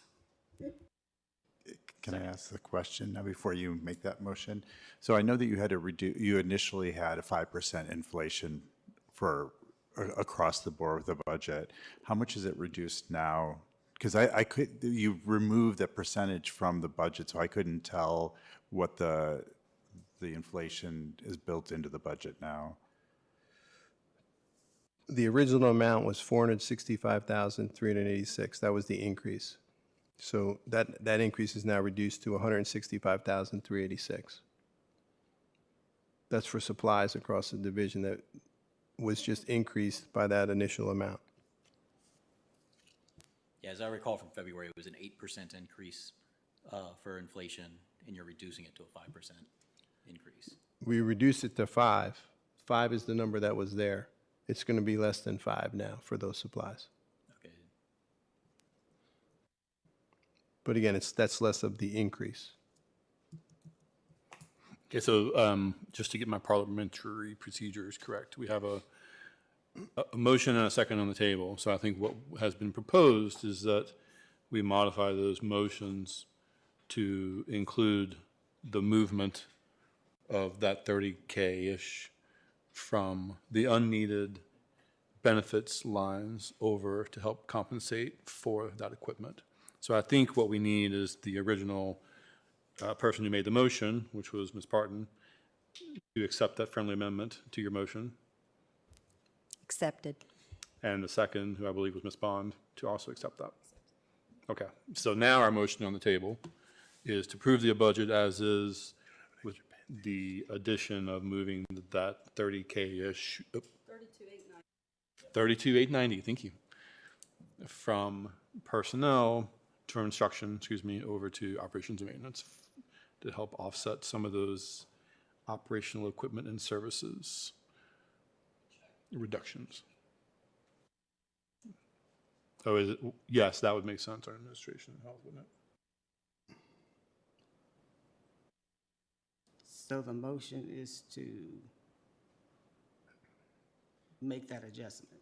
Yes. So we're going to approve the budget with the inclusion of that change to move those benefit monies over to help plus back up the operational equipment and services Well, increase. since there was a motion, don't we need to approve the motion to make the move and then approve the budget? Yeah, so the folks who made the motion Oh, okay, amended their motion. okay. Now, the board can still choose to not approve their friendly amendment, right? And then we can keep going, but. Okay, so we're still in the discussion period with a motion on the table and a second. Any other discussion?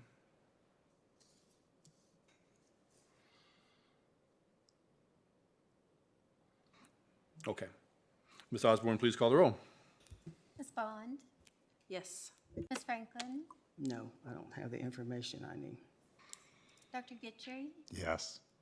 Ms. Parton, Yes. Ms. Purcell, Yes. Dr. Roundtree, Yes. Mr. Hudson. Yes. 6 in favor, 1 opposed. Motion carries. We have a budget. All right. All right, next up, the school nutrition budget for 2024 is presented for board approval. That was in our board docs. Do I have a motion to approve the 2024-25 school nutrition budget as presented? So moved. Second. Dr. Guthrie and Ms. Purcell.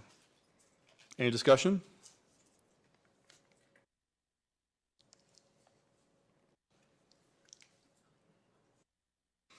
Okay. Ms. Osborne, please call the roll. Ms. Bond, Yes. Ms. Franklin, Yes, Dr. Gitchery, Ms. Parton, Yes. Ms. Purcell, Yes. Dr. Roundtree, Yes. Mr. Hudson. Yes. 7 in favor. Motion carries. Next up, the pay plan for 2024-25 is presented for the board's approval. Do I have a motion to approve the 2024-25 pay plan as presented? So moved. Second. Ms. Purcell and Dr. Roundtree. Any discussion, board?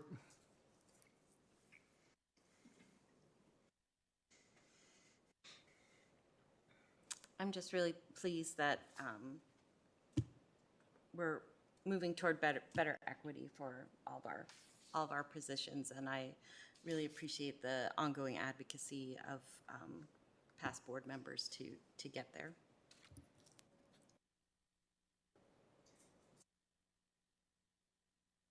Veteran sitting board members.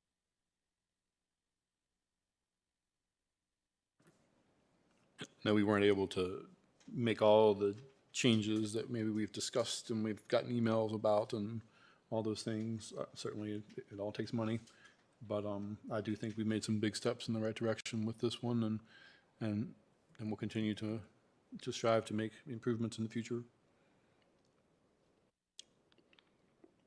Board, any other comments? Ms. Osborne, please call the roll.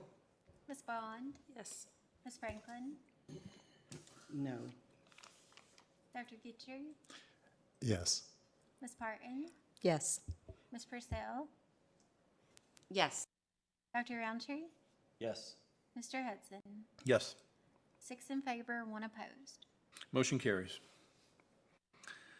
Next up, Adam Simpson, our Director of Secondary Education, will present the textbook adoption timeline for science elective courses and the proposed division textbook evaluation committees for board approval.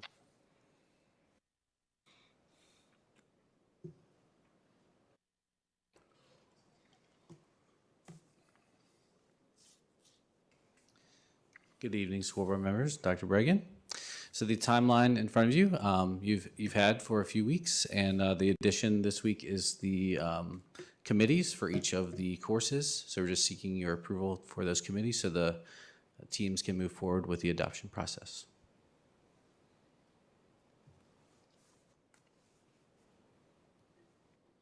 Board, any questions or comments for Mr. Simpson? I just have one really quick question. Thank you for doing this. One of the critiques I had heard before about some of the committee makeup was that the administration was kind of double dipping in counting employees also as parents. Was all these parents just bona fide parents and not also MCPS employees?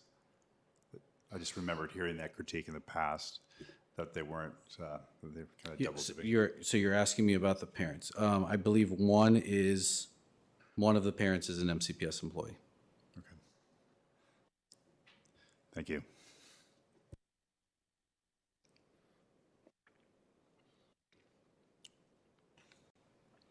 Any other questions or comments, board?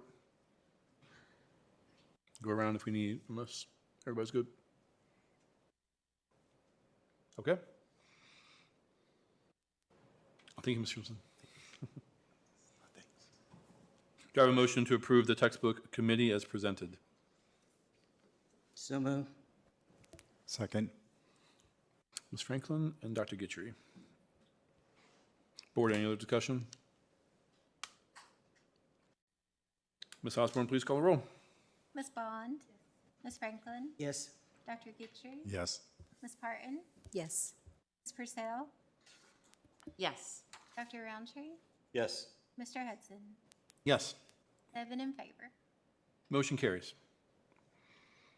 Next up, the work of the third grade standards-based report card committee will be presented by Steve Sizemore, our Director of Elementary Education. Informational only, no action expected. Good evening, Board and Dr. Bregan. Tonight, I'm here to update the work of the committee of the third grade standards-based grading committee. We want to look at the what, the why, the who, where, and the when for this committee. What is standards-based grading? Breaks down large subjects into smaller pieces that teachers can assess for students to show mastery. It measures certain skills that the student will need to move forward and have foundations built upon to be successful academically. Traditional grading approach here in MCPS versus standard-based grading. Currently in grades 3 through 5, we use the traditional grading system. Next year, third grade will move up to the standard-based grading system. And you can see there the grading key is numbers above standard, meet standard, approaching standard, and below standard. And when you get to the report cards, examples that you can look at and that we have pieces of, you can see the shaded areas, they're not graded during those quarters or those time periods. Why do we implement standards-based grading? Research continues to reinforce that standards-based grading provides the most accurate description of student academic performance, and it creates an easier pathway and highway to communication between parents, teachers, and with their students included.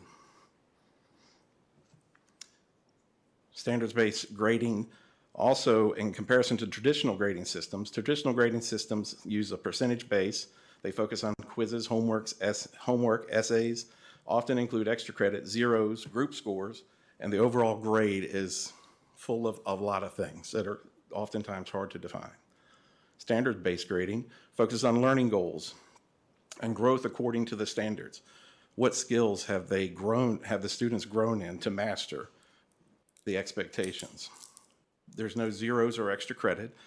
Items are measured for just one student, and it's based on the most recent evidence of learning. So if you're emerging and you're not quite making the standard, you have an opportunity to look at it again, to be remediated, and to move forward and master that standard or skill.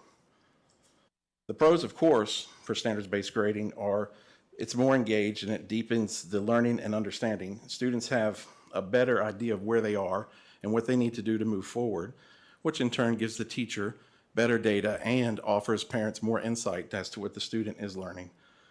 The cons, teachers experience an increase in workload at the beginning of implementation. Our committee team has done a lot of that work. Our curriculum admins definitely pitch in, and then during the curriculum meetings next year, they'll go through and look at assessments and try to create a cohesive measurement system across the division that teachers can use. Another con is students and families may resist moving from the familiar traditional system, but in our school system, grades K1 and 2 have already implemented. So in third grade, a lot of the team members came back and said, parents are asking us, why is the report card different? Why aren't we having these conversations? 4-way standards-based grading improves instruction. Instruction is more relevant, teachers provide more effective feedback, and grades have deeper meaning. Expectations are more clearly articulated. It can help parents know their student and know that it's being assessed objectively, takes the guesswork out of where they might need support, and grades have more meaning for students, teachers, and parents. Who's implementing in MCPS? Third grade teachers will be joining K through 2 teachers. I think we should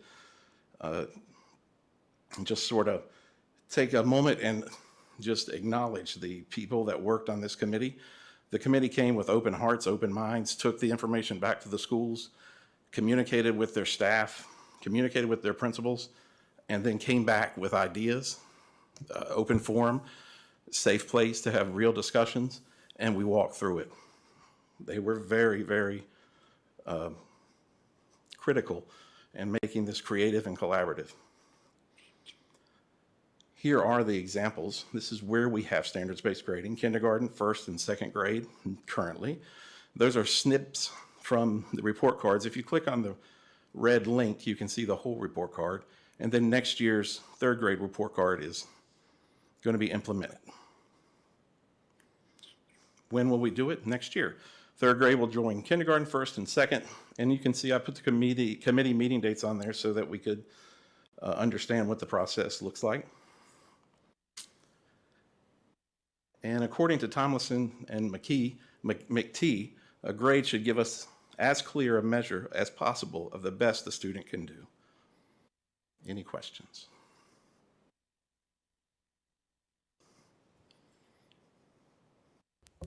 Board, any questions? Who wants to start? I have a question. Hey. So I use rubrics all the time. Nice. And they're great. Yes, sir. Are teachers going to have to create rubrics for every assignment? Like, I know that there's going to be more work involved. How much more work is going to be involved? Absolutely not every single assignment. I mean, some of that's created, some of it exists. The curriculum teams will work together. Third grade will come together in each curriculum and build those. We also will share throughout the district. So teachers won't be creating their own rubrics for their classrooms, but there'll be there'll be rubrics given to them that they need to use for their. Assessments and rubrics, yes, from the curriculum team that meets monthly with curriculum administrators. They can create their own rubrics and share out. Okay, so that means that all the teachers are going to be using the same curriculum and using the same rubric for their classes. It's all going to be standardized with the shift to this grading scheme. Not completely standardized, but more closely aligned. Okay, I'll let other people, thank you. Thank Let you. other people ask questions. Ms. Pardon?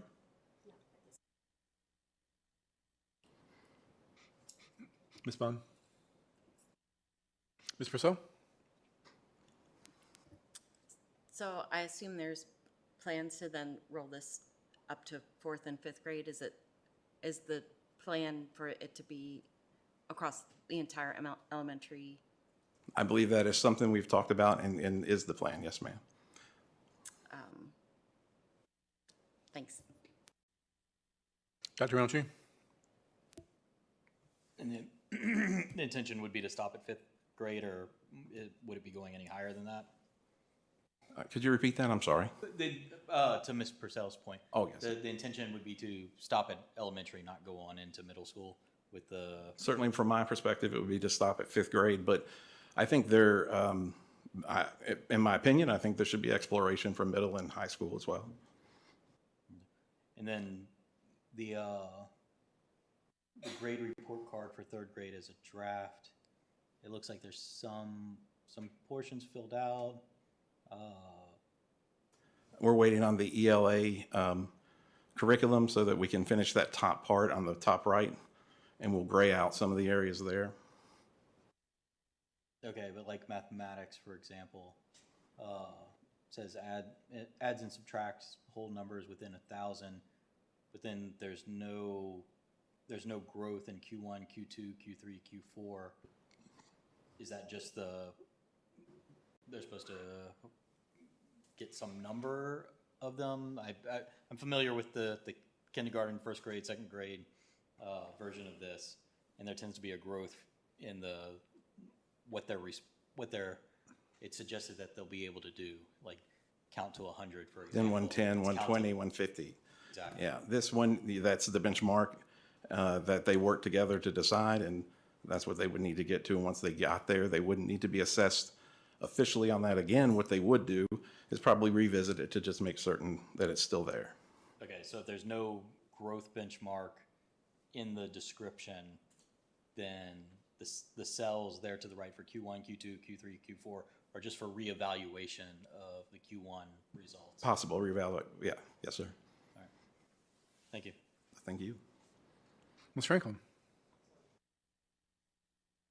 Turn your mic on. Thanks. Dr. Gentry's question about consistency Yes, ma'am. across the matrix that are going to be used. And you said, So the standards come from the SOLs. So the teachers will meet in their curriculum teams during the year with the curriculum administrators. They'll build the matrix for looking at the standards. They've already had those discussions with this committee, and they'll build on that and all teachers in that grade level have access. okay, but it'll be consistent across the district. Should be very consistent, yes, ma'am. Doesn't mean that if you have a student that has other needs and other assessment needs, that we wouldn't be able to meet those. Right. I really like the piece of how it won't be as a whole, and individual students you'll be able to identify what areas that they need to help in, and not just say, okay, here we go, and I didn't quite get that piece of this science portion or this math, and be able to help that student so they're not getting behind when it comes to the next level. Yes, ma'am. So if you don't know, if your student doesn't know the skill, the teacher really can hone in on that. Right. And instead of saying you failed a test, they can say, hey, let's build on this. This is what we need to get to. And then you can have real strong conversations at home, possibly, or whoever else may be supporting that child. But definitely in the classroom, it targets what they need. Yeah. And it shows what they've learned. Because I can remember not getting this, and everything moved on, and I still didn't get it, and it wasn't any going back. And things built on weak foundations don't stand. Thank you. Yes, ma'am. I guess my question is, did a great job at kind of explaining the overall concept and stuff. I guess why now with third grade? Like why weren't we always doing it? What was the impetus for making this change now, and why not fourth and fifth? I don't know the answer to that, but what I would suspect is MCPS is a little late coming to this party, because it's not something you just jump into. You really need to explore it. You really need to be solid with, your research and understand, how do we make this work for everybody? I believe Dr. Wickham in my position worked on K1 and 2 and really laid the groundwork. So when I get here to 3, people are sort of clamoring for it. Not everybody, but a lot of parents love that dialogue. So that's what I suspect. Board, any other questions?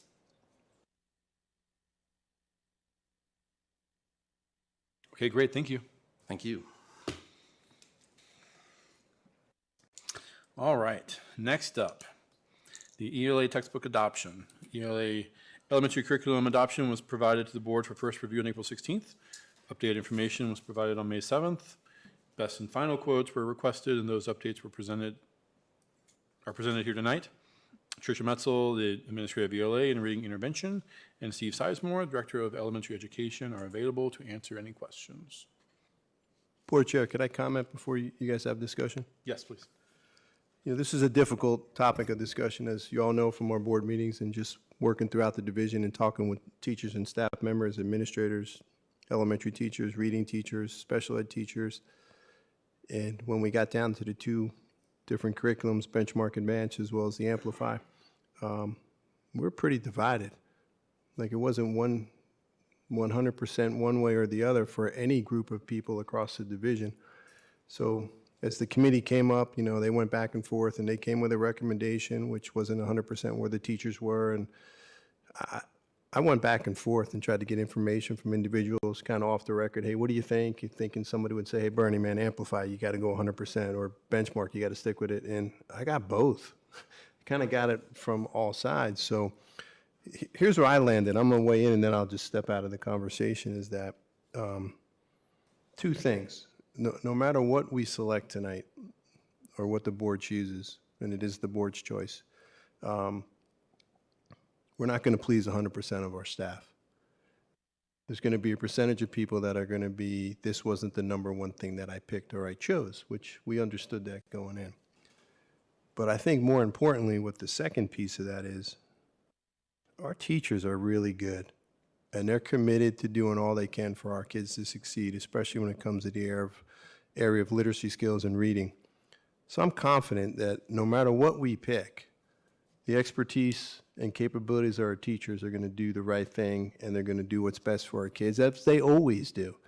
And I might have made a joke to a few people when we were having these conversations that the short vowels haven't changed.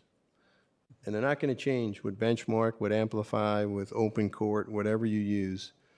And like a piece of chalk is only as good as the person who holds it, right? So the curriculum, I'm not trying to downplay that it's important, but it's nowhere near as important as the instruction we get from our staff. So weighing all that in and taking in all that information, I would recommend that we go at Amplify. And when you look at the prices and you go back and forth, one is $424,000, one's about $1.2 million. They're both over 6 years. The reason Amplify costs more is because we don't have all the support materials and stuff there already that we do for Benchmark. And when you break it up over time, if we were going to do that with Benchmark and we didn't already have their materials that we got for the last 4 years, that would be almost the exact same price. And paying it over 4 years, it's within our budget. We could do it from a textbook perspective. And that's my 2 cents. Now I'll step out. So in terms of our action tonight, then, I guess we need to approve a recommendation. What recommendation are we approving? I'm recommending Amplify. Okay. So is that the ELA elementary curriculum adoption as presented? Yes. Okay. Just being clear. Okay. So we'll get the motion on the table, and is there a presentation that's coming tonight? The instructions allude to. There really isn't a presentation because we kind of did that at the last meeting. The data that I think was important and really came out of the last meeting was the price. And I shared that with all of you in an email, as well as it's on the documents here. When we went back and tried to get an exactly competitive price, comparing apples to apples, and I think that's what we do have now. Okay. Okay. I guess I'll open it up for discussion prior to the motion, since we did that with the budget. I just had a question. You were talking about the money being comparable, but the email or what I have here is not at all. Am I looking at? You're looking at it, right? It's $424,000 for Benchmark Advance. Because we have all the materials, well, a lot of the materials we have already, because we've been using Benchmark, For Amplify? 1.2 million That's what I over thought. 6 years. Okay, I'm reading it right. You're 100% right. That's a lot of money difference. How much of textbooks are already covered by the state, and how much needs to come from our budget? Well, the allocation from the state is part of their overall monies that they give us, right? So it's around $700,000 is what we get per year. It's what we got for the last few years, is that we budgeted, and that's what we put in our line item. Yeah, so that 1.2 million over 6 years is $200,000 in our budget. That's a fairly small percentage. Additionally, the Virginia Department of Education changed the rules on the curriculums. We have to go back and choose a curriculum that meets the new rules of the Virginia Department of Education. It gives us an opportunity. We had a curriculum that early education teachers were not particularly happy with. It was failing, if they had to follow the curriculum to the T, it was failing the students. And me, for one,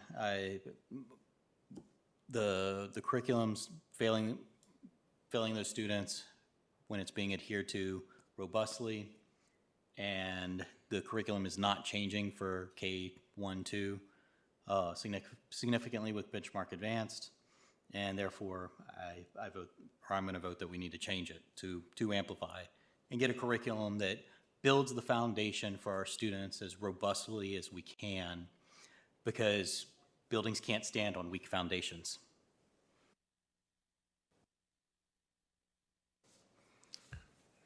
Kind of going around naturally here, Ms. Franklin? So I've gotten a lot of input on this, and I was leaning toward Benchmark. But I agree that foundation has to be started very early. So I too am going to Amplify. Dr. Guidry? Oh, and I'm can I sorry. also say I agree with Dr. Roundtree that we need to make sure we're doing what's best for our students. And just because the state says, yeah, gotta do this, you can't do this, we as a district need to decide what we need to help support our students. And if it doesn't fall in click every time with what the state is saying, then we need to do what's best for our students. Dr. Guidry? Thank you. So I know that I'm partially to blame for this drawn-out process, and that I asked for this adoption committee, and I feel particularly sensitive to the work that the adoption committee did, and essentially we're overruling that committee this evening with this vote, and so that weighs on me. And one of my one of the reasons for doing that, going through the process, was not only to follow the law of Virginia, but also to help build public trust, because there's been a lot of critique of committees and them not being effective and listened to in the end. It just came up with a calendar committee. And I think my own faith was shaken by some of the information that came out at the last meeting, and I still have questions. I still don't understand why, when there was an opportunity to explain some of the difference between the two quotes, why the board did not receive all of the information that the administration had. Like, I knew that benchmark materials had been purchased prior to that conversation, and I was hoping to hear a more honest dialogue about the investment that had already been made in benchmark. So I would like to know, it doesn't have to be in the context of this meeting, why not just share, why did the administration not share that information with the school board while making the decision?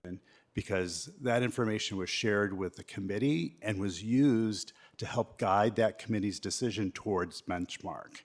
And so that deliberative process was compromised with providing certain information to that committee, yet withholding it from the school board. And my confidence was shaken in that meeting because there was an opportunity to close that gap, and a decision was made not to close it. So I appreciate that you've listened and to board members and community members about Amplify, but I'm still, that left a mark for me. Dr. Gitcher, I appreciate it, and I appreciate the candor. I can't speak to motivations for other people and why they did or didn't do things, and I can only, when I find things out after the fact, be reactive, right? I'm not going to defend anything. I can only say this, and I try really hard to be authentic in my word and be forthright with information, and my intention is never to withhold anything. It's one of the reasons we reflected on this and made this decision that I did just before, because I think trust is something once compromised is really hard to get back. So I appreciate that. And actually, the person who pointed this out to us, when we thought we could just extend the 2-year period without going through a complete adoption before you even got on the board, Dr. Gitcher, was Dr. Whitaker, who mentioned that, hey, you got to make sure you go through this as a new adoption. So I give her credit for that where it's due. Thank you. I say that because I really value the work of the committee, but I do have to, with that being compromised, do have to support Amplify in the end. I know that there's division, but I agree with some of the other board members of the importance of the foundations, and it's pretty clear from all the feedback that we got that Amplify is better aligned with phonics and VLA for those early years. So I'm going to support it. Ms. Barton? Okay. So to me, there's a clear divide between the two. So I've had to do a lot of talking and a lot of reading and a lot of research, and just a thank you to everyone that has shared their thoughts with me. I've had several people send emails, and I have had a chance to read them, but I have not had a chance to respond to them all. So I always welcome community input, parents' input, student input, and of course our faculty and staff's input. There have been concerns about the overruling of the textbook adoption committee and why would we approve a committee, or why approve a committee. And I do know that we will adopt a math, a secondary ELA, and a science over the next 2 years too. So just wanted to throw that out there. As far as me, being a board member, I do take into account our experts, our teachers, who are teaching it, and the ones that I have heard, it's been about 50-50. I've had several for Amplify and several for Benchmark for different reasons. But what I am hearing from my district mainly, and from several experts that I feel are experts that have been with this school system for years and knows about this and knows what's best. I've made sure I've sat down with those people and asked them to give me an honest answer. And I have to also consider that as a board member, I need to be a good steward of taxpayer money. So that is partly on us as a board member. So just throwing that out there too. So I am going to be keeping my vote for Benchmark. Ms. Bond? Dr. Roundtree, I believe I heard you say that it was a $200,000 difference. Am I looking at something wrong? No, I said $200,000 a year over the 6 years of the program. Oh, okay, so that makes it about an $800,000 difference. Still an $800,000 difference over Yeah. the lifetime. Right. But we already spent $800,000 on Benchmark, which is a failing program for our students. I don't know that it's failing. I'm with Ms. Parton. I've spoke with a lot of seasoned teachers that don't always think like me in other issues. And this is one they kind of rose to the top and said, yeah. And we just had a major dispute over $30,000 or $50,000, but yet we're willing to just think $800,000 is nothing. I have a problem with that. When we don't pay lots of people in our organization what they need to be paid. And I truly believe our teachers do a fantastic job, and I don't believe something that's divided 50% and 50%, that we can say one is failing and one is not. What is that saying for our teachers? So I can't agree with that, and I too am going to stick with Benchmark just because basically the financial part of it, and I'm sure, you know, we won't get the vote, but that's okay because my district knows where I stand on that. Great, thanks. This has been a bit of an ordeal trying to think back through all the different meetings and presentations we've had. Like, at one point, wasn't there a presentation on student reading achievements in K through 5 using Benchmark? And Yep. weren't there declines in performance noted in that presentation? There were declines and increases depending on where you look. Yeah. It wasn't definitively down 100% or definitively up 100%. Okay, got it, right. As I recall, Dr. Wickham, you were there. Is that accurate? No, okay.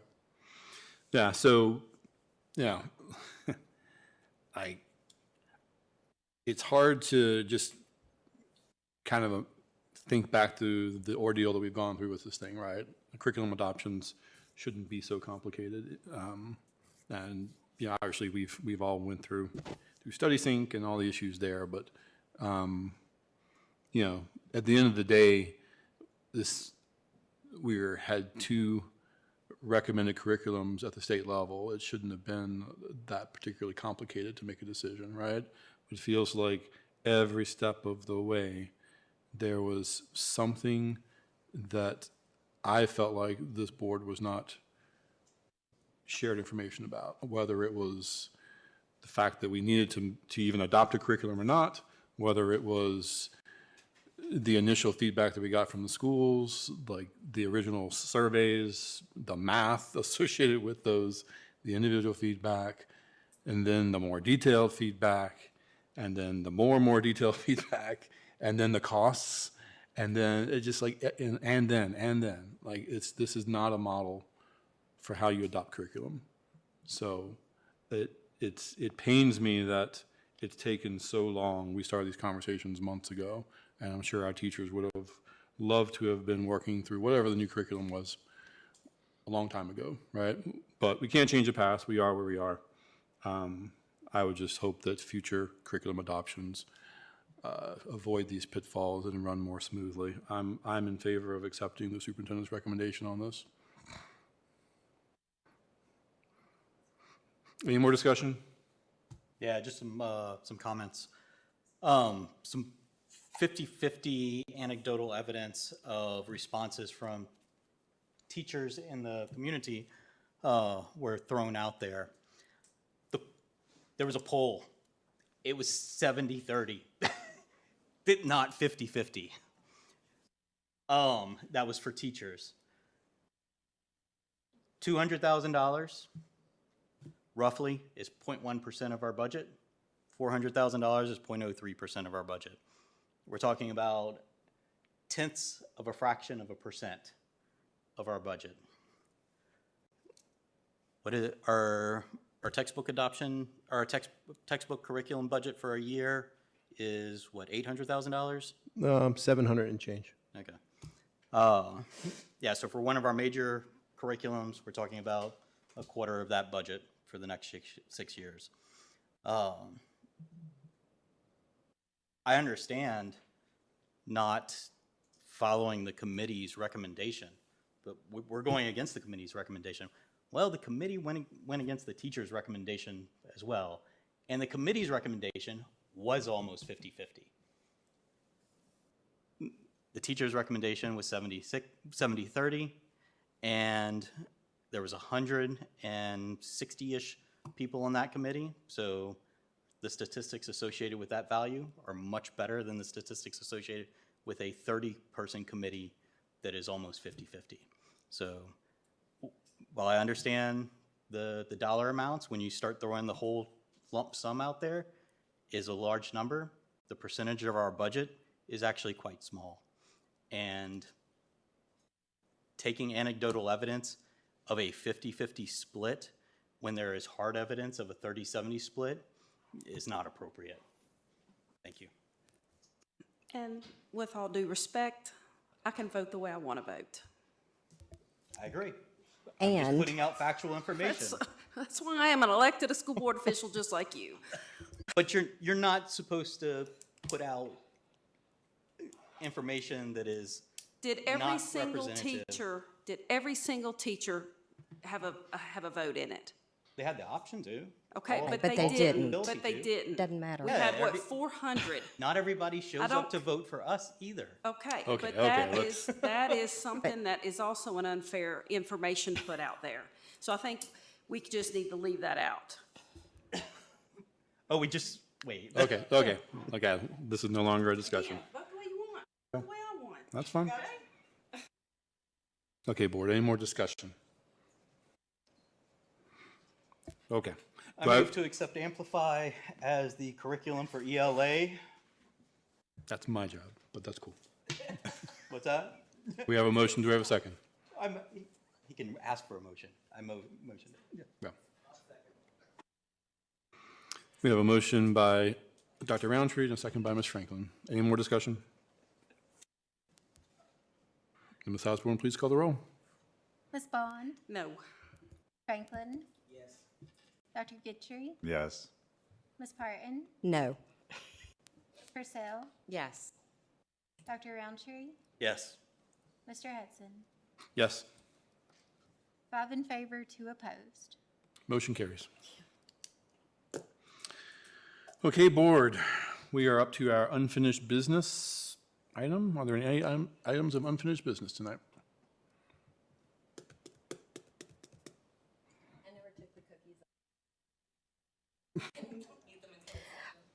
Laura, yes, ma'am. Feels like some unfinished you. business we all need to be part of. Okay, any items of new business? So I don't know if it's new or old, or maybe them probably even not in order related to whatever we decided how the agenda would be prepared. But I think we need to have some more discussion about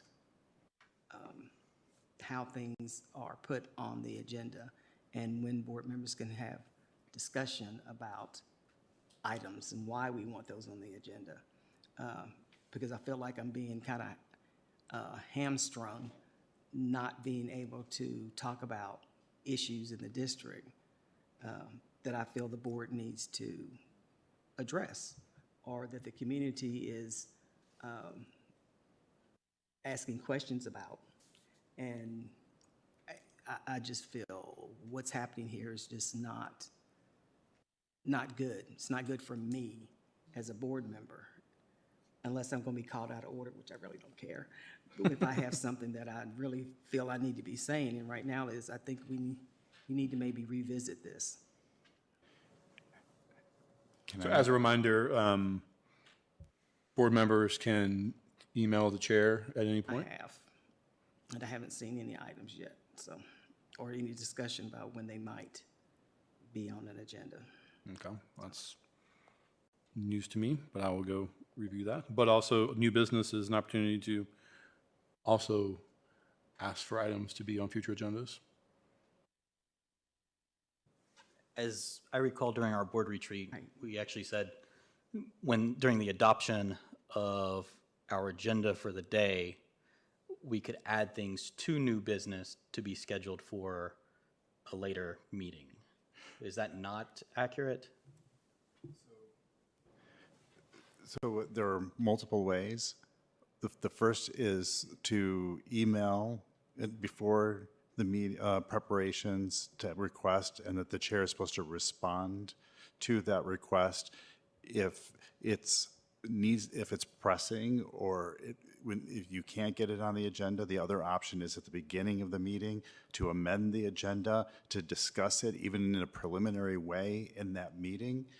And then we've also, because of tradition in this body, allowed for an open discussion during new business. So there are actually multiple ways for people to put something on the agenda, and all you need is one other vote to amend that agenda. So to Ms. Franklin's point about being hamstrung, all you need is one other person to amend the agenda if you're not satisfied with agenda prep and what's being handed to us on the agenda. So that's what's in our norms and protocols. Okay, because there was so much discussion at retreat about how you did and how you didn't, when you should. Thanks for that reminder. Yeah. Because I have tried the other avenue. And Ms. Franklin, if you are emailing me things and I am not getting them on the agenda, you kick my butt, because that's my job. So I sent an email to the chair and vice chair weeks ago. But I haven't got anything. I'll follow up with you, and I'll make sure that we get those items clarified and added. And again, because our meetings can tend to go long,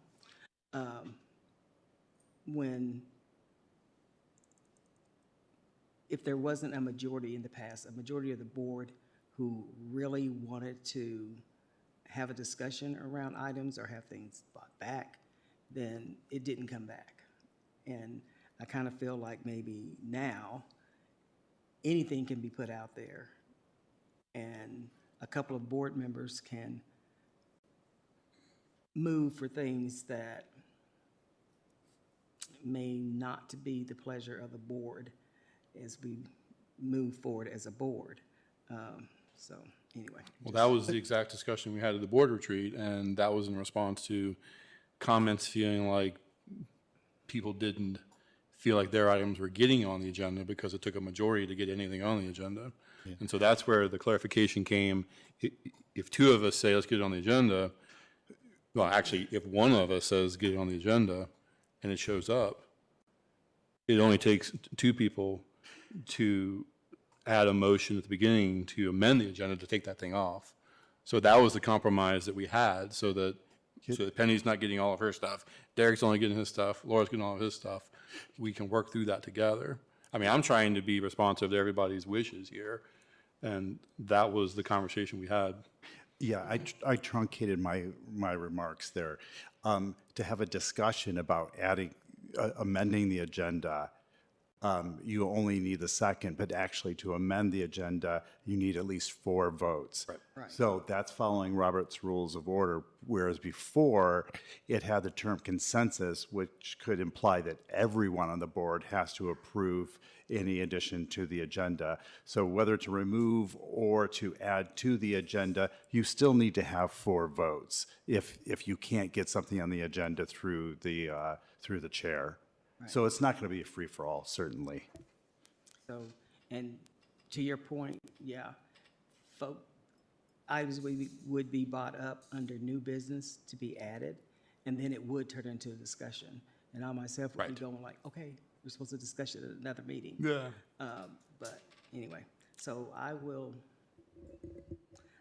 try a different avenue, and we'll see what happens. If not, I'll be speaking to it again. Well, and to speak in our chair's behalf, there's been so much. I mean, we're already meeting at 4:30 most Tuesdays till almost midnight, and that's critiquing. Am I wrong by saying, I mean, trying to get, and we know all these things everybody wants on here, but there's been no time, or the whole day's going to be school board meeting. It's getting to where it's just so much, and I think that's a lot of it too. Hopefully, maybe now we're getting caught back up on things, and we don't have to, have so much. But with that being said, I think that's some of the issue too. Ms. Bond, I appreciate that. I'm not trying to make an excuse. If a board member asks me to put something on the agenda and I don't do that, that's my fault. So I will find those emails, Ms. Franklin, or the text messages, and we'll rectify that. But I do appreciate that. It's, I think that trying to get items on the agenda has been challenging because of the amount of stuff that we've had to do, but that doesn't mean that we're not still going to keep trying. Okay, great. Any other items of new business? All right. Any announcements?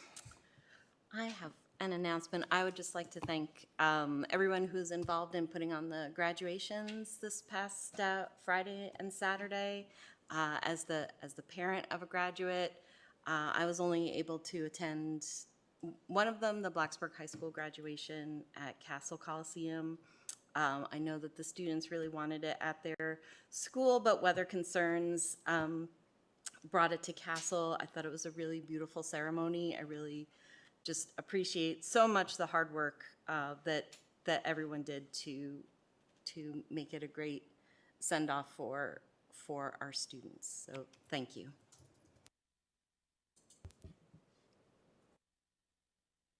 Yeah, so attending Blacksburg High School graduation was great.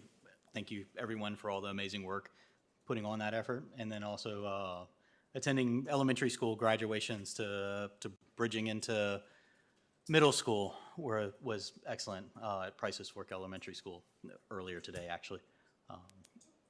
Yeah, to add on to Dr. Roundtree's comment, I was able to go to Gilbert Lincoln's 5th grade promotion as well, and it was really quite special.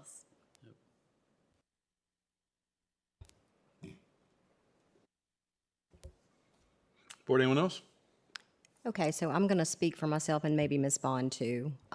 So we got to attend 3 of the graduations this weekend. We attended Eastmont, Christiansburg High School, and Auburn, and it's always a pleasure, and that's the fun part of our job, is watching those kids walk across the stage and with big smiles on their faces, with the parents and the families with big smiles on their faces, and to know that our teachers, our staff, and just everyone in MCPS had something to do with that kid walking across the stage and getting that diploma. So that is always very humbling and prideful for me to be a part of that and watch that. So I just want to say thank you to everybody. Special thank you to Adam for helping us with all the parking. So really appreciate that. I know that was a job for you with all of it. So thanks so much, and thanks for everybody else behind the scenes. I know that's a lot to do in 2 days' time, and it went great everywhere. Auburn just missed a huge storm, so they lucked out, but everything went really well, and I think everybody was very pleased and appreciative. So again, it was an honor. It was an honor watching our kids, and like I said, that's the good part about being on the board, is watching our kids succeed and achieve, and it's because of everything you all do every day, and I couldn't be more proud of them and you. So thank you guys so much.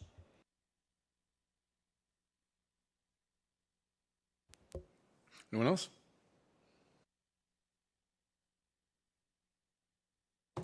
Happy birthday, Todd.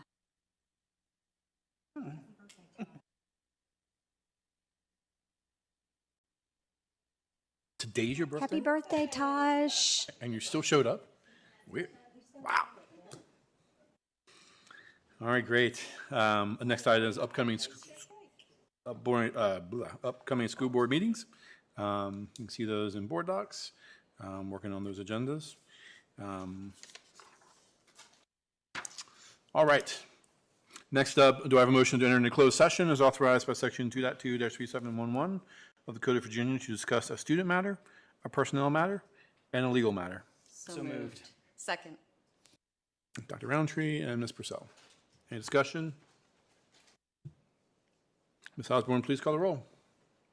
Ms. Vaughn? Yes. Ms. Franklin? Yes. Dr. Guthrie? Yes. Ms. Parton? Yes. Ms. Purcell? Yes. Dr. Roundtree? Yes. Mr. Hudson? Yes. 7 in favor. Motion carries. We are now in closed session.